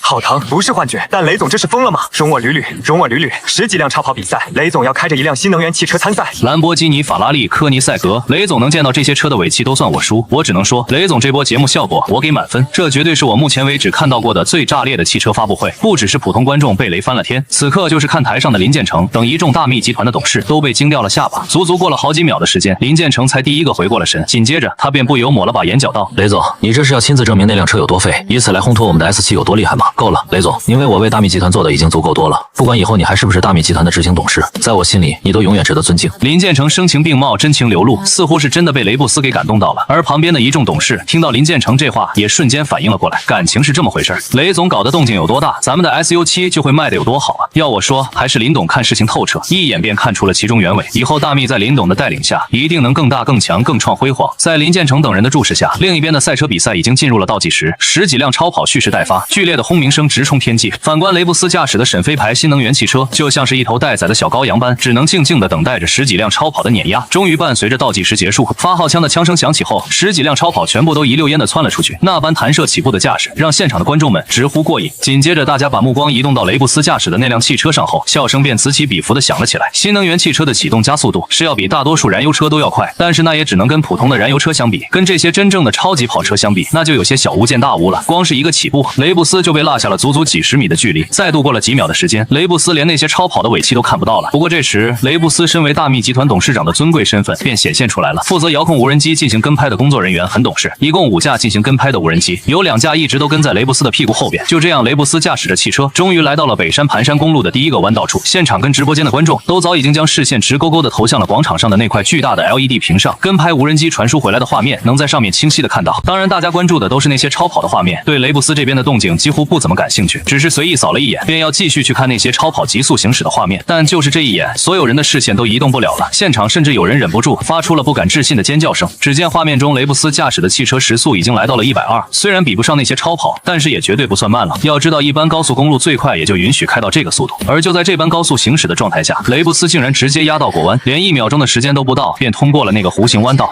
兄弟们，我没看错吧？雷总尼玛弯道不减速的呀？我他妈人傻了，怎么感觉雷总这个弯道过得比那些驾驶着超跑的专业车手都快？不用感觉，就是比那些超跑都快。我刚才一直在掐时间，那些超跑里最快的是科尼赛格，过这第一个弯道用了12秒，而雷总只他妈用了06秒，足足快了1倍。好家伙，本来以为雷总是要秀车的，闹了半天他是要秀自己的车技啊！我只能说爱了，以后我就是雷总的头号车技粉。直播间的观众们议论纷纷，都开始将目光齐刷刷地放到了雷布斯驾驶的那辆汽车画面上。而随着时间的推移，所有人看的是越来越心惊。原本大家都以为雷布斯弯道不减速，潇洒过弯已经是极限了，却没想到那竟然只是一个开始。好家伙，降档跟指、循迹刹车、微压中摆、启动漂移，请问雷总真不是退役的 F1 职业赛车手吗？这些虽然已经够狠了，但是感觉更狠的还在后面。发2进行重心转移，保证车头可以悬空营造超车路线，腾挪驾驶来做最小范围内的反打，借此来控制轮胎的消耗。最恐怖的还是尼玛雷总能利用惯性进行漂移，感觉雷总这车技跟头文字 D 里的藤原拓海都有的一拼了，我愿意称其为藤原拓雷。此刻直播间中弹幕已经彻底炸翻了天，谁都没想到这场赛车比赛竟然会是这样一个画面。在一众超跑跟专业车手中，雷布斯斯竟然成为了当之无愧的主角。而北山的盘山公路本来就以弯道居多，雷布斯驾驶着汽车在各种夸张的技术之下，已经直接从倒数第1名飞奔到了第1名的位置上，并且足足拉了第2名将近1公里的距离。被雷布斯超越过去的一众专业车手看着那连尾气都没有的新能源汽车，脸上全部都是怀疑人生的表情。雷老板，到底我是专业车手还是你是专业车手？究竟我开的是超跑还是你开的是超跑？北山广场上此刻早已经没有任何一丝声音能够再传出来，所有人都满脸崇拜，眼神直勾勾的抬头看着 LED 大屏幕上雷布斯驾驶的那辆汽车。而人群中，林建成跟一众大密集团的董事面面相觑了一眼，都看到了彼此眼神中的疑惑。雷总他什么时候学了这么一身车技？谁知道呢？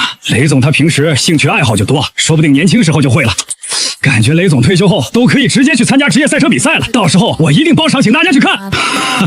老孙，这可是你说的，到时候咱组团一起去看雷总比赛。行了，都打住吧。雷总这车技是挺厉害的，但你们不会觉得这能比职业赛车手还厉害吧？这些车手都是雷总请来的，谁知道他们放了多少水呢？听到林建成这最后一句话，众人都纷纷点头应是起来。而此时北山脚下，雷布斯驾驶着汽车已经缓缓出现在了众人的视线之中。他们这边淡定，可现场的上万名观众却完全淡定不下来。雷布斯还没有把车停稳，此起彼伏的欢呼声便响彻在了整个广场上空。只不过众人不知道的是，此刻还坐在驾驶座上的雷布斯，眼神之中早已充斥满了惊骇之色。他看着面前的方向盘，忍不住喉咙蠕动，吞咽了口水，满脸不敢置信的模样。这般状态足足持续了2分多钟的时间，直到其他专业车手也纷纷绕了北山一圈，抵达了终点后，雷布斯才深吸了2口气，缓缓推开车门走了下去。雷布斯这边刚一下车，那些专业车手便一个个全都凑了上去。雷总，您这不是拿我们开玩笑吗？举办北山赛车比赛，把我们都喊过来，第1名奖金给到了500万，我们一个个可是都卯足了劲开。但谁成想，您才是真人不露相啊！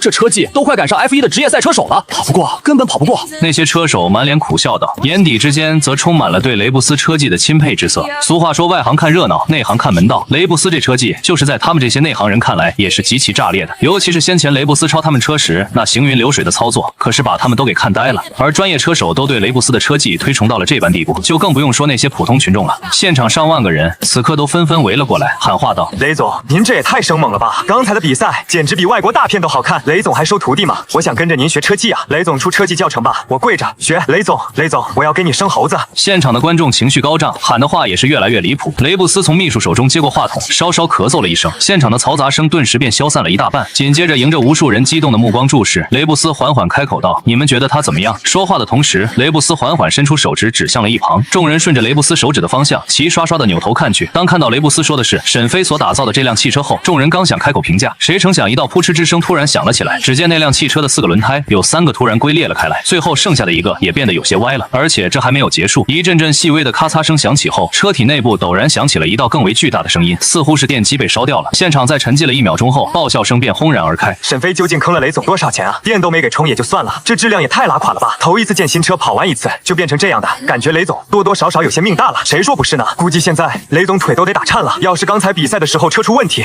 想见雷总只能去他坟头给他烧纸了。感觉沈飞造的这辆车限制了雷总的车技，要是他刚才也开一辆超跑，我简直不敢想。那得是一场什么样的视觉盛宴？雷总再跑一次吧，这次用那台科尼赛格跑。对呀，雷总，求求了！现场观众纷纷开口喊道。不远处，林建成等一众集团董事看着那台几乎已经报废了的汽车，则都不由摇头笑了起来。只有雷布斯目光注视着面前的汽车，脸上似乎并没有任何意外的表情。看来大家对这辆车的评价似乎不怎么样。那这样吧，我给大家欣赏一样东西。小张，你把手机里的录像播放到大屏上去。雷布斯一边说着，一边掏出了手机递给了自己的秘书。直到此刻，雷布斯眼底深处还挂着残留的悸动之色，而漂亮的女秘书闻言，急忙点了点头，然后便拿着雷布斯的手机开始朝远处走去。至于现场跟直播间的众多观众，则不由集体愣了一下，显然都有些搞不明白雷布斯葫芦里这是在卖什么药。耐着性子，大家都把目光投向了那块巨大的 LED 屏幕。在女秘书操作好了后，屏幕上顿时便出现了画面。哇，这是雷总在车内的录像。这下有意思了，我太想看看雷总究竟是怎么把车给开成那样的。雷总大气，这录像我踏马，绝对要逐帧学习。哥们，别说你要学了，看见那些专业车手没？他们都一脸认真的掏出手机开始录像了。所有人盯着大屏幕，眼神是一眨都不敢眨，生怕错过什么精彩的画面。而此时，大屏幕上10几辆跑车轰鸣的声音已经相继响了起来，显然就是马上要开始比赛的画面。镜头中，雷布斯此刻却没有把手放在方向盘上，只是伸出一根手指在主操控屏上点了一下。下一秒，一道优美女声的提示音突然通过大屏幕传进了现场跟直播间每一个观众的耳朵里。叮铃，您已经选择全智能自动驾驶功能，请您系好安全带。美妙的提示音非常悦耳，但是此刻这2句话却犹如惊雷一般轰在了每一个人的耳边，所有人脸上的表情都彻底凝固了下来。不远处，林建成等一众大密集团的董事更是满脸脸不敢置信，怀疑自己是不是听错了。全智能自动驾驶，难道赢下那些专业车手跟超跑的根本不是雷总，而是这辆车？一名中年董事忍不住喉咙蠕动，吞咽了口水，声音颤抖，惊骇道：“现在许多新能源汽车是号称已经拥有了自动驾驶的功能，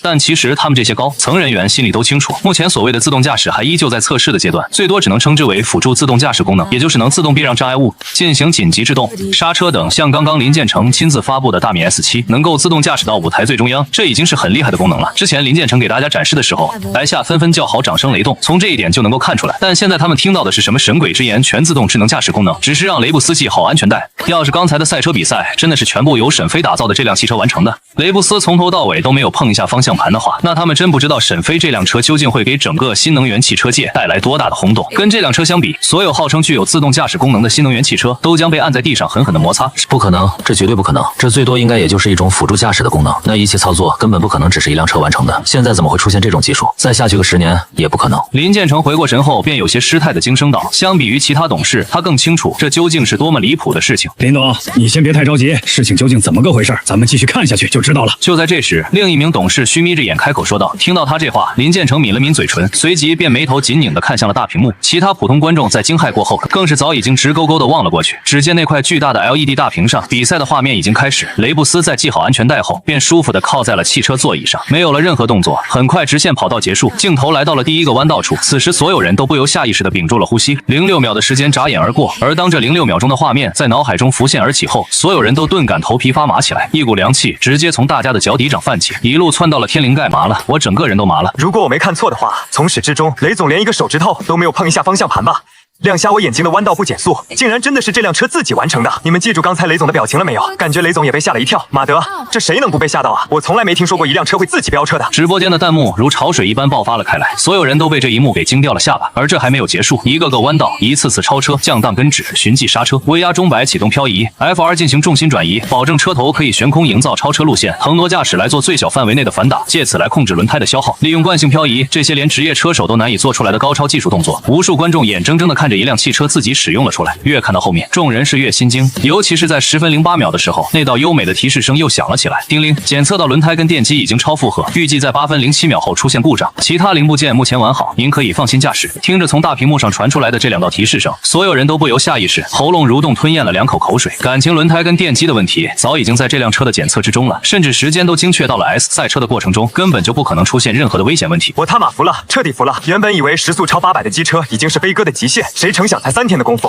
飞哥再一次惊掉了我的下巴。飞哥在我心目中封神的第 N 次，从电脑到机车再到新能源汽车，飞哥的极限究竟在哪里啊？从来没有想过一个人可以牛到这种地步。请问我现在读书还晚吗？第一次见识到了知识跟技术的魅力。之前有哥们猜测飞哥已经60岁了，要我说飞哥没有80岁根本不可能，这得钻研了各种技术，一辈子才能有这样的成果吧。直播间已经快突破1000万的观众们议论纷纷，根本完全停不下来。他们看着大屏幕上那辆还处于完全自动驾驶状态中的汽车，完全不亚于在现实世界看到了奥特曼，看到了光。而且不只是普通观众被震撼到了极点，就是一众正在观看直播的商业大佬都表情呆滞住了。深城独栋别墅内，任继群看着眼前的一切，呼吸都不由略显急促了起来。前段时间，他们华为也刚刚发布了一款属于他们华为的新能源汽车智界 S9， 这款车一经出世，便碾压了一众新能源汽车，靠着其自动驾驶的功能，成功登上了新能源汽车行列的顶尖。但是此刻拿智界 S9 的自动驾驶跟沈飞所打造出来的这辆车比，任继群根本不知道该说什么好了。他们的智界 S9 算是哪门子的自动驾驶啊？简直跟小孩的玩具一般。再想起他让华为人事部给沈飞开出的3亿年薪，任继群更是有些脸上发烫起来。华为花了200多亿的研发费用，才堪堪打造出了智界 S9， 而沈飞一个人打造出来的汽车就能够将他们的智界 S9 按在地上摩擦。沈飞一个人的价值比他高薪聘请的一众硕士博士都要恐怖不知道多少倍。3亿任继群觉得不只是在打沈飞的脸，更是在打他自己的脸。倩倩，大舅这一次错了，错得太离谱了。从一开始这就不是雷布斯的一场营销，而是沈飞的一场个人秀。是我太小看沈飞了，他一个人就抵得上不知道多少个最顶尖的科研团队。龙国能有这样的人才，是整个国家跟人民的幸运。苦笑过后，任继群脸上便洋溢起了激动的表情。这一刻，沈飞能不能为华为所用，在他看来都已经不重要了。他庆幸的是，沈飞是一个龙国人。至于一旁的蒋倩倩，则早已经听不进去任继群的任何话语。此刻，他视线直勾勾地盯着屏幕，满眼都是小星星，俨然已经彻底成为了我的小迷妹。大屏幕上，在10几分钟的录像播放完毕后，所有人都重新将目光放到了我所打造的那辆汽车上。第一道鼓掌的声音在沉寂中响了起来，紧接着便像是引起了连锁反应一般，现场在一个呼吸间便掌声雷动起来。所有人看着那辆汽车，都感觉到了一个属于新能源汽车的辉煌时代即将到来。而就在这时，那辆轮胎报废、电机烧掉的汽车内，突然又响起了那道美妙的提示声音：叮铃，这里还有一份语音邮件，请车主查阅、检测，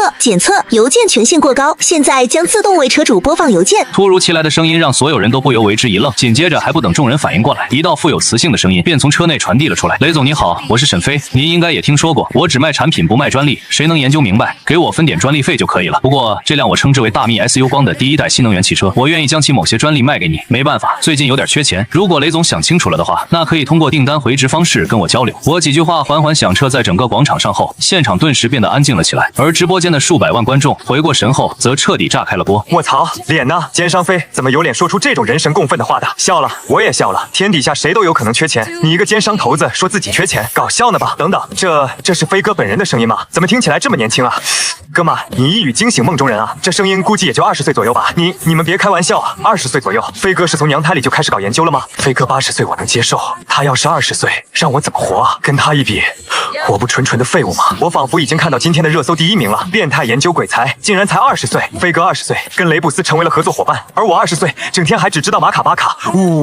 你们都快别说了，我妈也在看直播，她现在看一眼直播，再看一眼我，眼神中好像有杀意了。一段语音无意中暴露出了我的年龄后，大家都有些绷不住了。至于雷布斯那边，他则是嘴都快笑得咧到了后脑勺。我只卖产品不卖专利的事情，他当然知道。本来雷布斯是想着先靠我把集团的绝对控制权给拿到手，接着再由他亲自带领研究团队日夜研究我给他打造的订单汽车。谁成想我直接送给了他这么一份大礼。有了我的帮助后，雷布斯相信第一代的大密 SU 光很快便能够实现量产。此刻他觉得我起的光这个名字简直不要太贴切，这辆车是闯进新能源汽车界的一道光，而我更是雷布斯人生中的一道光，将他跟大密集团都彻底照亮了。想到这里，雷布斯便要急忙去联系我。不过就在此时，一道略显沉重的脚步声突然响了起来。雷布斯回头看去，只见是林建成走到了他的身后。雷总，恭喜了。林建成的脸上挂着一丝苦涩，还挂着一丝残留的不敢置信。他真的从来都没有想过，雷布斯竟然真的只靠我一个人便打赢了整个大密集团的研发部，而且还是毫无悬念的碾压。你不用这么丧气，赢你的人不是我，是那个天才少年。旁人都说我这大半辈子太过传奇，但跟这个天才少年一比，我感觉他才是真正的传奇。雷布斯看着林建成发自内心的说道。而林建成听到雷布斯这番话，脸上的表情呆滞了片刻，随即他才苦笑着摇头道：雷总，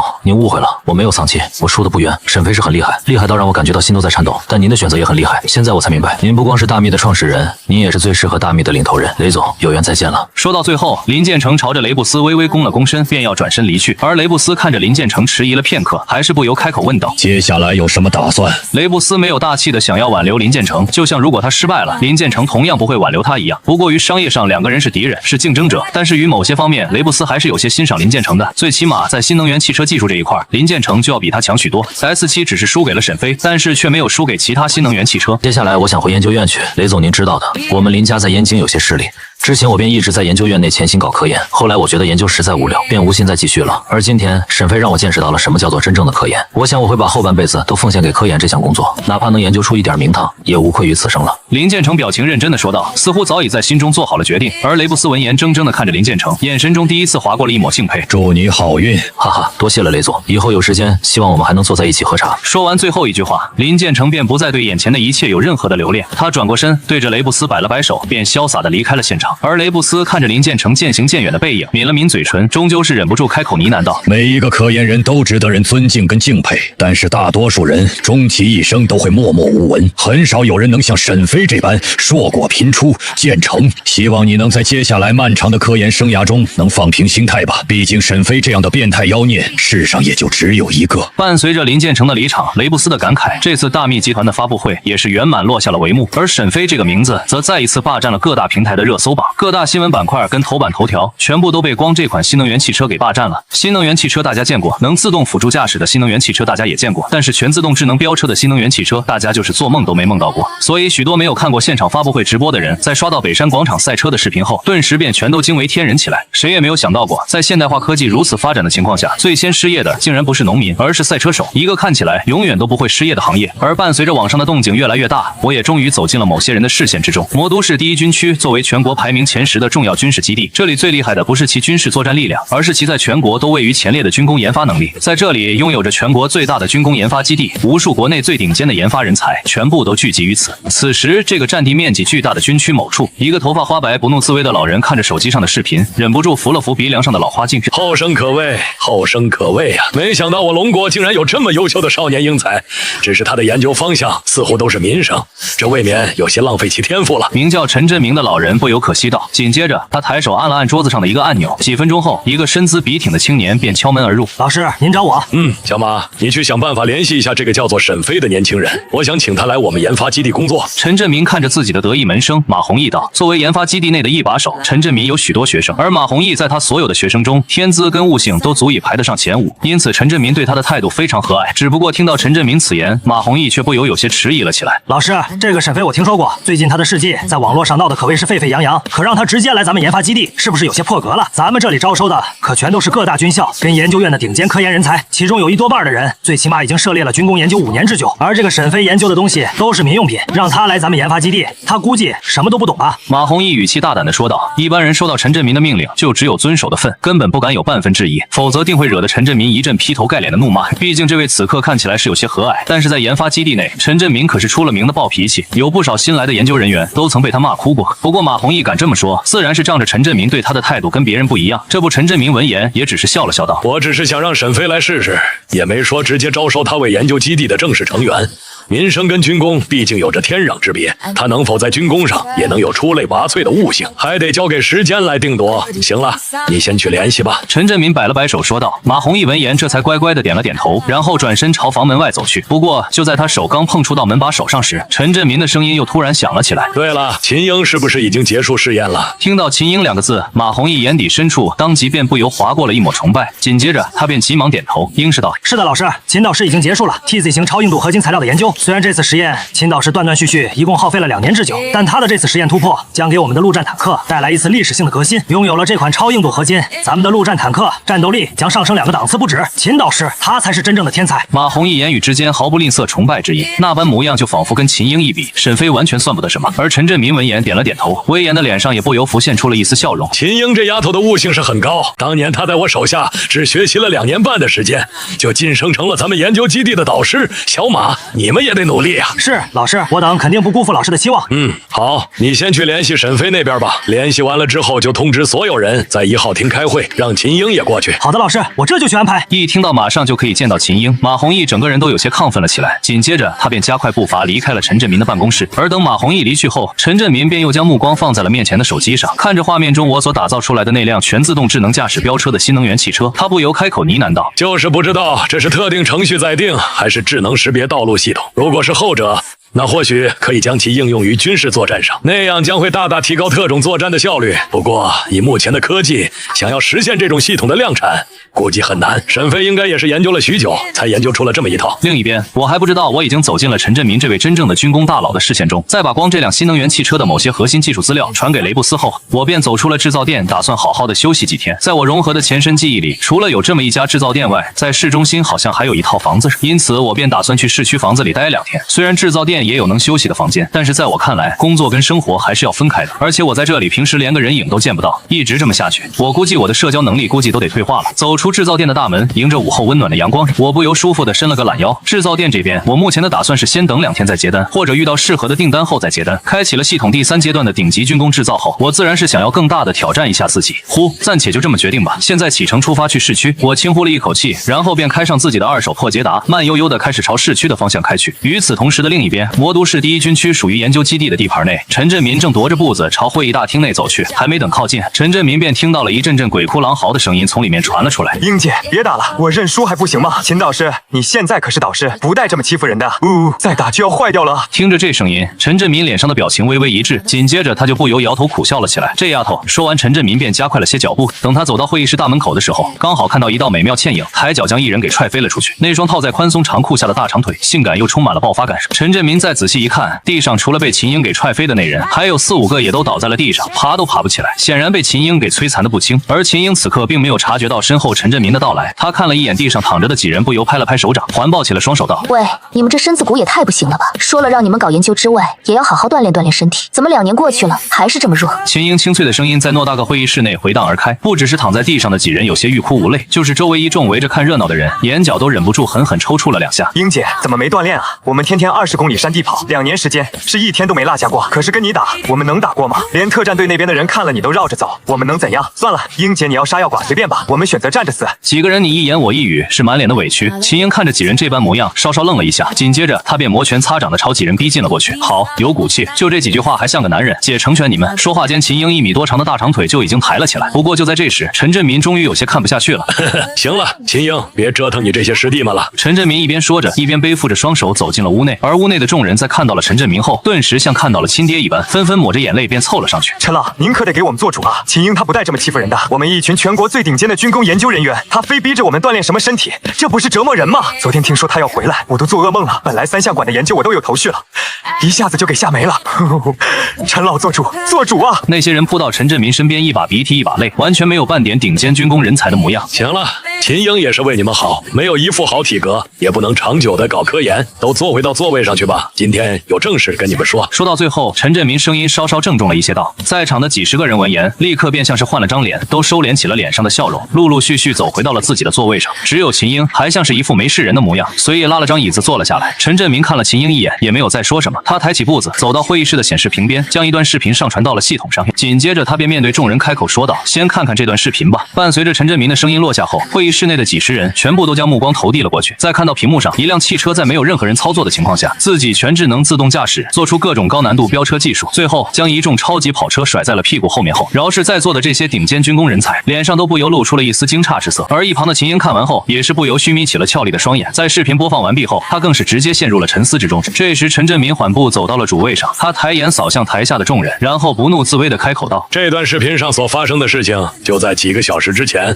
是咱们国家某家一流科技公司发布会上的录播画面。我想你们之中应该有人已经听说过沈飞这个名字了，但应该也有人没听说过。现在都说说吧，对着视频上的画面有什么感想？”陈振民声音落下后，屋内的几10名顶尖军工人才面面相觑了一眼，随即便互相之间议论了起来。而坐在最前边的秦英此刻则眯了下眼睛，不知道在想什么。会议室内众人议论了一会儿后，便开始有人站起来对陈振民说道：“陈老，我觉得视频中这项全智能自动驾驶功能确实有点东西，但是东西不多。具体来说，就是画面冲击感很强，但实际用处并不大。从民用的角度上来说，这项技术的确是可以让人的驾驶体验感拉满，但是飙车这种东西，法律是不会允许的。大密集团如果想要把这辆车推行发布上市，那飙车这个功能肯定是过不了审。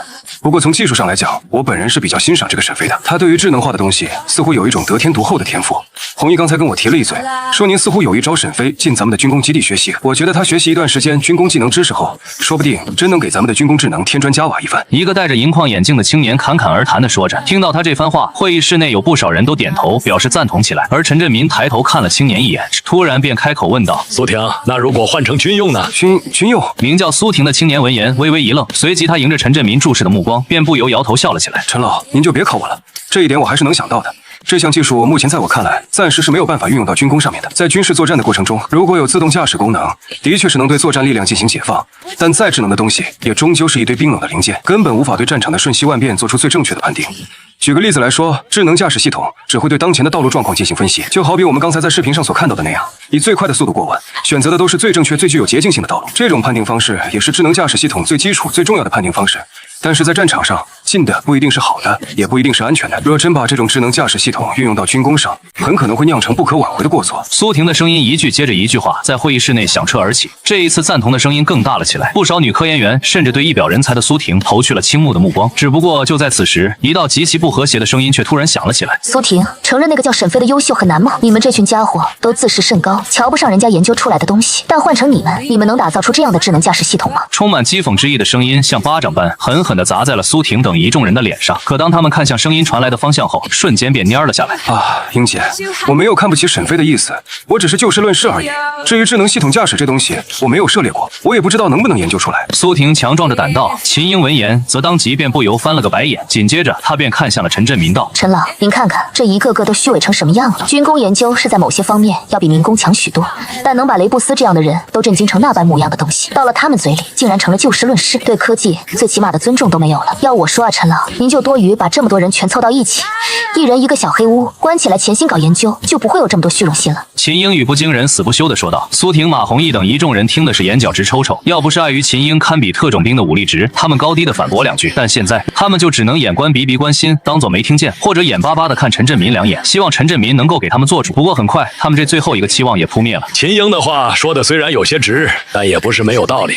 就沈飞这项智能驾驶系统来说，确实是属于领先时代的产物，这是个很不错的小伙子，我很期待他能来这里。小马，你联系的结果怎么样了？说到最后，陈振民话锋一转，突然看向了坐在不远处的马弘毅。马弘毅闻言稍稍愣了一下，紧接着他掏出手机看了一眼，便仿佛有些无语的样子道：“老师，我通过虎鲨直播平台，官方那边要到了沈飞注册平台的电话联系方式，用招生办公室的官方号码给他打了2个电话，却都显示拒绝接听。后来我又给他发了一条短信息，可是至今他还没有给我回信。”陈振民闻言摆了摆手，表示先把这事儿放在一边，而一旁的秦英则又忍不住白了马弘毅一眼，他话语间的拱火之意，秦英可是全都听了出来。行了，沈飞那边就先等他回信吧，我相信只要他对科研感兴趣，就不会错失掉这个机会的。接下来我们开始正式的会议议题。这时陈振民缓缓开口道。会议室内的众人闻言，当即便正襟危坐起来，感情刚才这一切根本不是这次会议的真正目的。而在众人直勾勾的目光注视下，只见陈振民拿起粉笔，在会议室内的黑板上写下了一行大字：论当代战略机必须要进行突破的几点。在陈振民带着秦英等一众国内最顶尖的军工人才开始讨论起战略机议题的同时，深城顺送大楼总部内，国内快递一哥的顺送老总也正在为飞机的事情发愁着。王总，咱们还继续研发吗？前面6次实验都失败了，再继续搞，不知道还得搭进多少钱去呀！王威身旁一个助理模样的中年人苦着脸道：从去年年初开始，顺送为了送快递更加快速，便开启了无人机送快递的预案。为此，顺送特意招揽了一大批这方面的专业科研人才，前后总共投资了10几个亿。可谁成想，他们牛杯都吹出去了，对外宣传这次一定要打造一架续航能力强涨、送货能力强、稳定性好的无人机，大大提高运送快递的效率，全国可飞。快递当天到，这广告是怎么听怎么响亮，但是结果却很不尽人意。6次研究全部失败，要么就是续航能力不够，要么就是载货能力一般，要么就是前2项都满足了，稳定性却很拉垮。总之，这1年多的时间来顺送，不知道烧了多少钱，爆炸了多少架试验飞机。现在的情况就是顺送跟王威都有些被架住了，一露头就会被秒，不露头就要被毒圈毒死的那种。哎，老梁啊，你担心什么我很清楚，但是不继续搞的话，前面那么多钱岂不是都白砸了？而且我王威做事讲究说一不二，牛都吹出去了，结果却没声了，以后别人会怎么看待顺送？怎么看我王威？沉思过后，王威便咬了咬牙说道，一副不管砸多少钱也要为吹出去的牛负责的态度。而旁边的中年助理听到王威这话，双腿当即便忍不住打了个摆子。王总，您三思啊！咱们顺送这些年是赚钱，可是也经不住。老梁，等等，你先别说话。中年助理话还没有说完，便被王威直接伸手给打断了。中年助理见状微微一愣，便有些疑惑地看向了王威。而此时王威正抬头直勾勾地看着前方，迷茫的眼神突然变得愈发明亮起来。中年助理顺着王威的目光看了过去，紧接着他便不由喉咙蠕动吞咽起了口水。只见前方屏幕上正定格着一幅画面，画面上的主人公正是雷布斯跟一辆汽车。王总，您不会是要……不错，老梁，既然沈飞都能打造出一款跨时代的新能源汽车，那造一台符合我们要求的无人机出来，我想也不是什么难事。哎，我这脑袋呀，怎么才反应过来呢？早在知道北山广场大密集团汽车发布会的事情后，我就该想到的。王威一边感叹着，一边忍不住狠狠地拍了下自己的大腿。紧接着，他打开了桌子上的电脑，直接给我下起了订单。而一旁的中年助理见状，犹豫了片刻，还是忍不住开口道：“王总，沈飞的名声可是有些不太好啊。”王威闻言微微一愣，紧接着他一边下着订单，一边不由笑了起来。老梁，你是说沈飞奸商投资的名头吧？要是他真能把无人机给我造出来，那不给无人机加油我都认了。一箱油而已，没几个钱。说话的同时，王威已经下完了订单，紧接着他靠在老板椅的靠背上，重重的松了口气，一副了却了心事的模样。而中年助理闻言，则依旧不由眉头紧皱道：“王总，我不是担心这个，我的意思是，沈飞他太年轻了。根据北山广场上的那段录音留言，大家纷纷猜测沈飞不过才20岁左右，这么年轻，能打造出这么一款新能源汽车，已经足够惊艳，能让每个人都竖大拇指了。但江郎还有才尽时，沈飞一个20岁的年轻人，怎么可能在兼顾新能源汽车技术的同时，还会无人机制造技术啊？而且咱们想要打造的无人机，其参数可是从来没有在市面上出现过的，说是全球绝无仅有也不为过。沈飞他能行吗？中年助理一一将自己担心的地方给说了出来。王威沉默了几秒钟的时间，随即他便将目光挪向了窗外的蓝天白云道：老梁，我知道这很难，不然我们也不会失败了那么多次。但你现在有更好的办法吗？王威说完，这次轮到中年助理陷入了无言之中。片刻后，中年助理才放平了心态道：王总，或许您的选择是正确的，但沈飞他会接我们的订单吗？现在估计网上想找他下订单的人数量得突破天际了吧？听到中年助理此言，王威倒是非常自信地摆了摆手：不怕，刚才我已经看过了，现在沈飞的制造店店铺订单金额最高的也不过才2000万，我可是给沈飞开了12个亿的高价。你不是说沈飞贪财吗？那他就肯定会接我这个订单的。王威胸有成竹道。中年助理闻言下意识点了点头道：这样啊，那就好。等等，王总，多少钱？12个亿。王总，您确定没有多打一个零，把1200万打成1亿2千万吗？在回过神后，中年助理顿时有些不淡定了。要知道他们造的可只是小型无人机，不是大型客机，研发成本是很高，但是制造成本几千万就顶天了，1亿2千万那都能造一辆中型民客出来了。而且中年助理也听说过沈飞只卖产品不卖专利的原则，这笔买卖中年助理是怎么想怎么觉得有些亏到姥姥家了。行了，老梁，你不用多想了，钱赚了就是用来花的，只要沈飞能把无人机给我们造出来，那就值。虽然一架这样的无人机可能不够我们搭构无人机运输系统，但只要沈飞成功了，再多从他那里买几架不就得了？只要钱能解决的问题，那就都不是问题。王威一副财大气粗的表情道。中年助理闻言，只能眼角抽抽着点了点头。不过他真觉得有必要打听一下我住在哪里了，最好就是能派几个人去监视一下我，不然他真怕我卷款跑路了。毕竟网上的人都在传，我这个奸商头子指不定哪一单就收手跑路了。中年助理觉得12个亿已经有足够的诱惑力了。虎鲨直播平台自从大密汽车发布会结束之后，属于我制造店店铺的那个广告推广宣传直播间就再也没有从首页第1名的位置上下来过。无数网友慕名而来，都想看看我直播间的订单已经恐怖到了什么地步。而在王威的订单犹如黑马般杀出来，稳坐了订单金额第1名的宝座后，正待在我直播间的数百万名水友全部都被惊呆了。我操，我他妈没看错吧？12个亿，顺送集团给飞哥下了个12亿的订单，我王哥这也太狠了吧？那可是12个亿的软妹币，不是12亿欢乐豆啊！别说了，12亿欢乐豆，我这辈子都没见过。突然就感觉雷总太小气了，看看人家王总一出手就是9位数，唉，我当初怎么都想不到，10万块一台的电脑，竟然是我离飞哥制造最近的一次。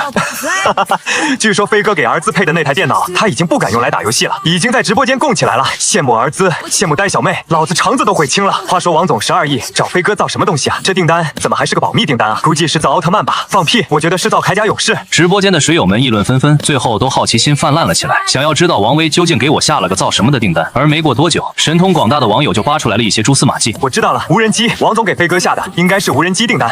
无人机？请问是我知道的那个无人机吗？什么无人机能值12个亿啊？哥们，这你就孤陋寡闻了吧？顺送老早就在宣传要造无人机用来运输快递了，据说能载货1吨，全国可飞的那种，只不过一直都没什么动静，估计是没造出来。所以我猜着王总应该是没辙了，就来找飞哥下订单了。唉，王总糊涂啊，就是这无人机再屌也不值1个多亿吧？行了，反正钱又不是咱们出，要是飞哥真造成了，那以后我发快递就全都用顺送。对，我也是用不上飞哥造的电脑跟机车，也算是能用上飞哥造的无人机了。在猜到了可能是无人机订单后，直播间的数百万观众便彻底炸开了锅。更可怕的是，在这件事情传出去不到半个小时的时间内，顺送的股票竟然涨了不少。顺送集团总部大厦最高层的董事长办公室内，那个梁姓中年助理彻底懵逼了，足足过了10几秒的时间，他才缓了过来。紧接着，他便不由摇头苦笑地看向了坐在老板椅上的王威。王总，看来是我太低估这位的影响力了。在大密集团汽车发布会取得了惊人的成功后，这位的名气真可谓是一时无两。照这般增长下去，估计用不了多久，您花出去的12个亿就已经回本了。梁姓助理忍不住连连咂舌道，而一旁的王威听到他这话，盯着面前电脑的脸庞，却不由泛起了一丝丝的愁容。老梁，可是沈飞怎么还不接订单啊？难道是我开的价还不够高吗？顺送的股价上涨，王威自然也很兴奋。可是他知道这一切都是我带来的，要是万一我不接他这个订单，那不完蛋了。到时候涨回来的股票绝壁还要降回去，并且会降得更多。毕竟我不接订单，网上绝对会风言风语。他们顺送的无人机运输快递方案，也预示着将会彻底搁浅。王总，应该不是价钱的问题，您开的价已经很高了，或许只是沈飞先生现在手头上正有事要处理，也说不定。面对王威的这番话，中年助理只能尽量猜测安慰道。而就在他这话音落下的瞬间，王威突然一下子从座椅上弹了起来，这般动作把中年助理直接给吓了一跳。看着向来稳重的王威这般激动，中年助理当即便有些兴奋道：王总，是沈飞先生接订单了吗？听到中年助理的问话，王威却是一脸哭笑不得的表情，他指了指面前的电脑屏幕，随即便有些郁闷道：我说沈飞怎么不接订单呢？刚才我情急之下，便把订单内容重新打开看了一遍。错了，我给沈飞的无人机参数数据全错了，续航里程跟载货重量这2项数据我全部都多打了一个0，估计是之前我下订单的时候你跟我说话我分心了，怪不得沈飞不接订单啊！续航里程1万公里，载货量10吨，这种无人机怎么可能造得出来？哎，我看看怎么把这个订单给取消掉，再重新给沈飞下一个新的订单吧。王威一边满脸苦笑地说着，一边挪动着鼠标想要寻找取消订单的地方。可就在此时，虎鲨直播后台突然弹出来的一条提示消息：叮，温馨提示，您在虎鲨直播平台下的店铺订单已被店铺主接下，订单状态将更改为已接。看着这条消息，王威脸上的表情当即便不由呆滞了下来。紧接着他狠狠揉了2下眼睛，确定自己没有看错后，一道惊骇到极点的声音便从其嗓子眼里蹦了出来：老梁，你快看看，我没有看错吧？参数这么离谱的无人机订单，沈飞竟然接下来了，他接下来了。魔都市中心某栋民房阳台上，我正躺在躺椅上，舒服地晒着午后的太阳，再度看了一眼刚刚接下的订单，我不由自顾自地嘀咕道：看来还是王总识货，这样才对嘛。订单有难度，钱也给的足够，造起来才有动力。从躺椅上站起身来，我舒服地伸了个懒腰，便打算即刻启程赶回制造店去处理王威所下的这个订单。在赚够了1000万积分后，系统已经开启了第3阶段的顶级军工制造。在没有得到顶级军工制造技能之前，完成王威这个无人机订单，在我看来几乎是不太可能的事情。但是现在我觉得可以挑战一下，而且不光是这个订单的难度让我有些感兴趣，订单的价格我同样也很满意。系统在开启了第3阶段的同时，升级到第4阶段的积分系统也已经公示出来了，10亿，足足10个亿。我之前已经很大胆的猜测过了，但也没猜到系统下一阶段的开启竟然需要这么多积分。不过第4阶段的概念级军工制造7个字倒是让我觉得心里平衡了不少。虽然我不知道概念级军工制造具体究竟是怎么回事，但光听这个名头就一股高大上的气息扑面而来，值10个亿积分应该是没有什么问题。对了，还有这个将王威订单的事情暂且放下，我又掏出了手机看向了上面的2个未接电话跟1条信息，这些自然就是军区研究基地内马弘毅给我打的电话跟信息。电话我是直接没接，短信我倒是看了，但是也没有想要回的意思，因为我根本不知道怎么回。算了，先不管了，反正我对进入什么军区研究基地也没什么兴趣。我自顾自地嘟囔了一句，便把短信跟电话全部都拖到了垃圾箱里。倒不是说我不愿意为国效力，只是我根本没有办法进去。首先系统升级需要的积分越来越多，自然也就是需要我赚更多的钱。进入研究基地内可就没有那么好赚钱了，甚至都可能赚不到什么钱。如此一来，什么还怎么升级系统？而且还有另外一个很重要的原因，军区研究基地内的生活肯定不像我现在这般自由自在，有时候可能还会让我研究一些不太感兴趣或者难度系数不高的东西，这些都彻底堵死了我进入研究基地的可能。在我开始启程赶回郊区制造店，着手处理顺送集团无人机订单的同时，另一边的顺送总部大厦董事长办公室内，王威跟梁助理梁徐忠互相对视了良久，才逐渐从惊骇的状态中脱离了出来。但是2人的眼底深处却都还挂着浓浓残留的震撼之意。王总，要不您扇我一巴掌吧？我怎么感觉这么不现实呢？我们打造个续航里程1000公里、载货量1吨的无人机都有些费劲，沈飞竟然接下来续航里程1万公里、载货量10吨的无人机订单，我这真不是在做梦吗？梁徐忠忍不住喉咙蠕动，吞咽着口水道：他之所以能够成为王威的董事长助理，可是经过了集团董事们精心挑选的。究其根本原因，就是因为王威花钱太大手大脚了，那些董事们怕王威太败家，所以才给他安排了梁徐忠这么一个极其抠搜的中年助理。但是这一次面对王威大手挥出去的12个亿，梁徐忠却觉得值太值了。要是我真能打造出这么一架无人机出来，那他们顺送别说在全国能稳坐快递龙头这把交椅，就是放眼全球也没有一个能跟顺送打的。上午寄快递，下午就送达，这谁能干得过？老梁，是不是咱们下订单太小心翼翼了？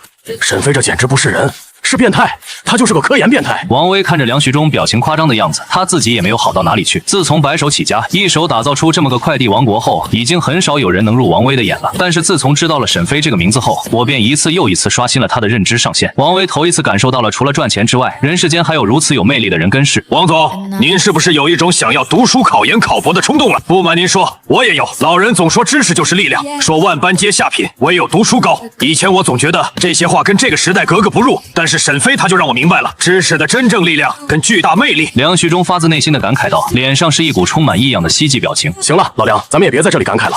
天下科研人员千千万，但是有沈飞这种能力跟魄力的人也就仅此一个而已。不过龙国是缺少这样一个耀眼到发光的科研人，他会像一束光一样照亮无数迷茫年轻人前行的道路。而且我知道你还有一句话没说，就是跟沈飞这样的人一比，我跟雷布斯这样的千亿富豪都让人有些瞧不上了，是不是？说到最后，王威突然开口打趣道，现在王威的心情简直不要太轻松，更是对我不久之后会给他的无人机充满了期待。而梁徐忠听到王威这番话，自然是一个字都不敢接，他支支吾吾了2秒钟后，随即便像是突然找到了话题般开口询问道，对了，王总，您给沈飞下的订单有没有时间期限？咱们要不要先提前发布个通告？反正网上的网友们已经猜到了咱们给沈飞下的是无人机订单了，我觉得也没有什么好藏着掖着的了。而且雷布斯已经给咱们打样了，提前3天发布公告，北山广场大秘汽车一战成名。不得不说，营销这一块咱们还真得跟雷布斯学习一下。听到梁旭中这话，王威当即便沉思了起来。片刻后，王威便直接开口道：“老梁，你倒是真提醒我了，发公告当然得发。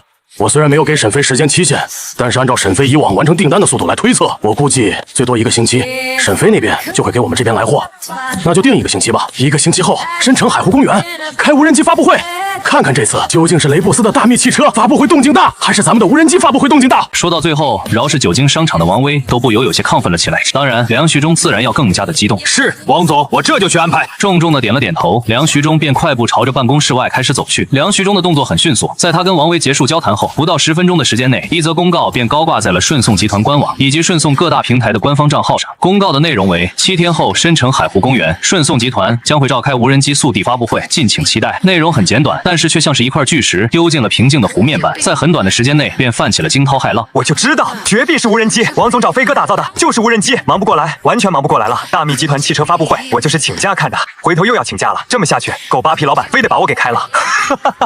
兄弟放心看，上班光明正大看，因为我感觉你老板也会看的，根本没时间管你。我操，哥们你会说话，下次能不能早点说？反正我现在追发布会是体会到女生追综艺是什么感觉了，简直不要太爽。顺送官方账号的下方评论数量在不到几分钟的时间内就突破了上万条，所有人都对7天后顺送的无人机发布会充满了期待。而与此同时的另一边，第1军区军工研究基地内，陈振民带着秦英等人开的研讨会却是一开一个不吱声。陈老，实现不了，根本实现不了。战略机目前最重要的就2项功能，一项是战略轰炸，另一项则是物资投放。先从战略轰炸来说，要保证咱们的飞行员跟战略机安全归来，只能从战略机外保护壳入手。但就是英姐她刚刚研究出来的 T 字形超硬度混合金属也无法保证能硬扛1枚制空导弹不出现故障。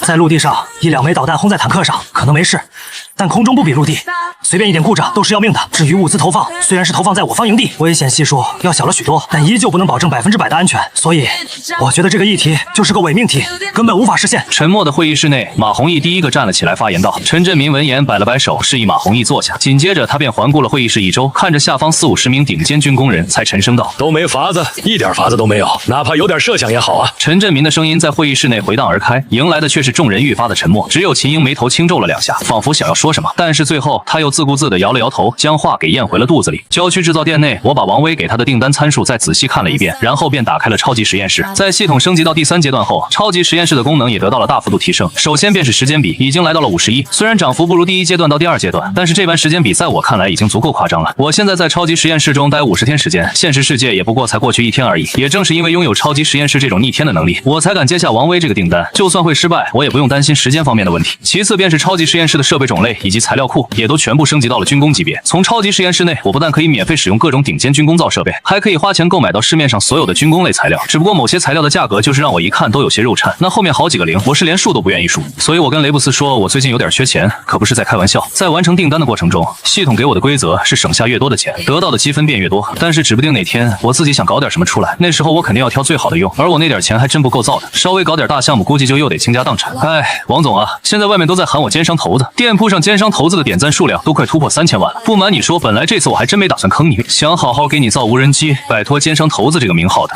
但是现在感觉自己好穷啊，你一定得理解我。我自顾自地念叨着，然后便打开了超级实验室的材料库功能。在材料库挑挑拣拣了小半天的时间，我在凑够了打造无人机的所有材料。相比于前面几次，我这次挑选材料的时间的确是有些长，但这实在是没办法，现场的军工材料太贵了。我一直在寻找有没有什么其他材料可以代替。好在功夫不负有心人，本来可能要花费好几百万的材料费，现在被我硬生生压缩到了200万内。所有材料加起来打包结算，我一共支付给了系统180万。而这个数字如果被王威给知道的话，估计他当场就得崩溃。大哥，我付给了你12个亿，12个亿啊！你到最后就只花了180万。虽然王威目前是肯定不知道我花了多少钱的，但是估计不久的将来他就会知道了。因为在进超级实验室之前，我瞅了一眼，系统还在生成那个什么阶段性周期财报，我猜测系统到时候会直接发布出去，连看都不会让我看一眼的那种，完全没办法自己修改一下。心念至此，我便不由嘀咕道：好。哎，干完这单感觉有必要请几个保镖，或者把制造店给翻改一下，弄点防御武器了，不然总感觉心里慌慌的。选好了材料后，我接着在脑海中又把制造过程给过了一遍。如果是一般的无人机，我1天的时间都不用就能造出个10几架来，但是想要打造出续航里程1万公里、载货量10吨的无人机，还要求其必须具有极高的稳定性。不开玩笑的讲，这对我的挑战比给雷布斯造那辆新能源汽车都要高，因为那辆新能源汽车其他的东西都不太需要考虑，唯一的难点就是自动智能驾驶系统。而王威开出订单的这架无人机，3个最重要的方面却都是互斥的：续航里程长，载货量就很难提高；载货量大，稳定性就很难把控。稳定性强的话，那续航里程跟载货量就又都会受到钳制，三者之间想要找到一个平衡的点，难度会极高极高。这就好比技术工要打造一个非常精美的零部件，细节要求达到了1微米，那差0.5毫米都不行。而我现在面临的困难，可比打造一个所谓的零部件要难不知道多少倍。呼，3个难题总要分个先后解决，就先把最容易解决的续航里程搞定吧。我轻呼了一口气，接着便在脑海中架构了起来。而随着我的架构，许多过程中需要到的制造设备也都被我从超级实验室中召唤了出来。虽然我说续航里程是最容易解决的问题，但是那也是相较于其他2个问题而言。王威给我的无人机参数里，机长的数据是10米左右，而这也是一架无人机能够达到的最长长度了。倒不是说再长不行，只是这个长度是无人机最合适的长度，再长一些，那么其灵活性便会大大降低。而普通民航客机的长度在30米左右，其里程数也就堪堪达到了12023公里。也就是说，现在我要用1/3的民航客机体积搞出跟民航客机同样的里程数，其难度可想而知。不过就在这时，我仿佛想到了某种可能性，他眼神一亮，忍不住呢喃开口道：解决里程数最大的困难就是压缩油箱体积，油箱太大肯定会影响机体载货空间跟稳定性，而目前所有飞机使用的燃料都是航空煤油，油箱大小跟里程数有关，但跟燃油是不是关系要更大？解决油箱大小难，那解决燃油呢？对，就是这个思路，这样应该是最优解。呢喃到最后，我的双眸也是愈发闪亮起来。紧接着我说干便干，将全部精力都开始投入了解决燃油问题之上。而与此同时的另一边，博都市第1军区研究基地内，陈振民足足给了苏婷等人大约半个小时的时间，让他们仔细构想如何解决战略机安全细度问题。可半个小时过去了，苏婷等人依旧是大眼瞪小眼，脑袋空空，没有一丁点的想法。而提起这次的会议议题，还得从3天前说起。3天前，龙国跟毛熊国方面秘密展开了一场现代空战作战演习。自从战斗机出现后，制空权就已经成为了左右一场战争胜利的关键因素，因此各国都非常的重视自家空战能力。龙国近些年来更是在空军打造上舍得孩子舍得娘，不知道投入了多少资金跟精力。可是3天前，龙国跟毛熊国的这场空战演习，却给龙国一众军方大佬来了一个透心凉。倒不是说龙国在空战方面被毛熊国给碾压了，相反，在这次演习中，龙国最终取得了演习的胜利，但是胜利却极为残酷。整场空战演习，龙国方面一共出动了100架战斗机，其中歼轰7系列战斗轰炸机20架，歼10系列25架，苏27歼11系列含歼11B 10架，苏30 MK 系列8架，苏35 7架，歼15.10分架，歼16系列含歼16D 8架，歼20系列12架。这已经是相当于一个航空兵师的全部战略机系列。而毛熊国方面只出动了10架战斗机。就在龙国军方大佬们以为毛熊国在搞笑时，毛熊国却用实际行动给龙国上了一课。100架战斗机是轻松歼灭了毛熊国的10架战斗机，甚至连毛熊国的作战大本营都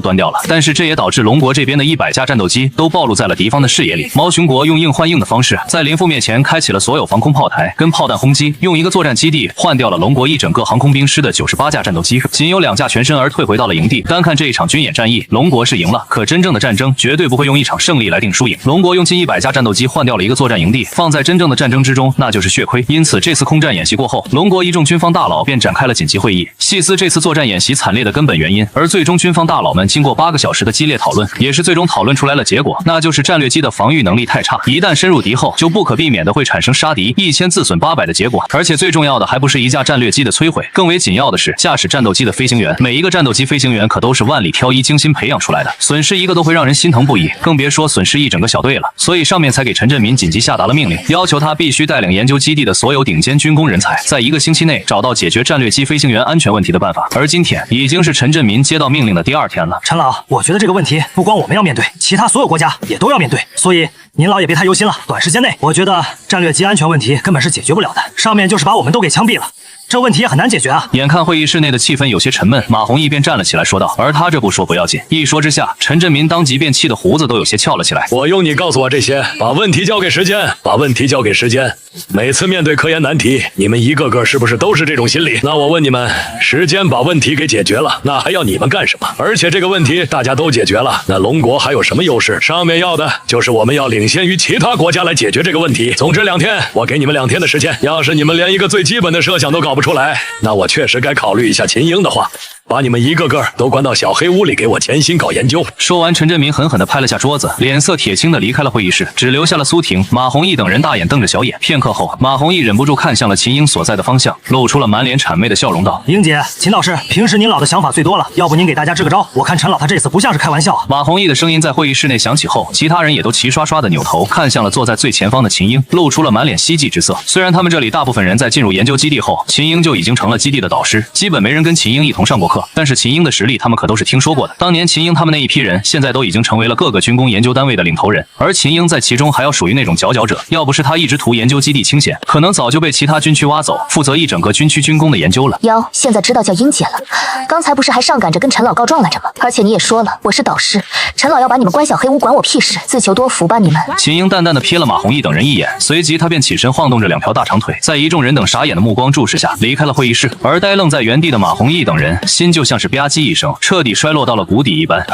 指望不上了，现在谁都指望不上了，大家努力吧，2天之内尽量给陈老提出一个合理的研究方案，实在不行也得多提点想法，哪怕错的也好。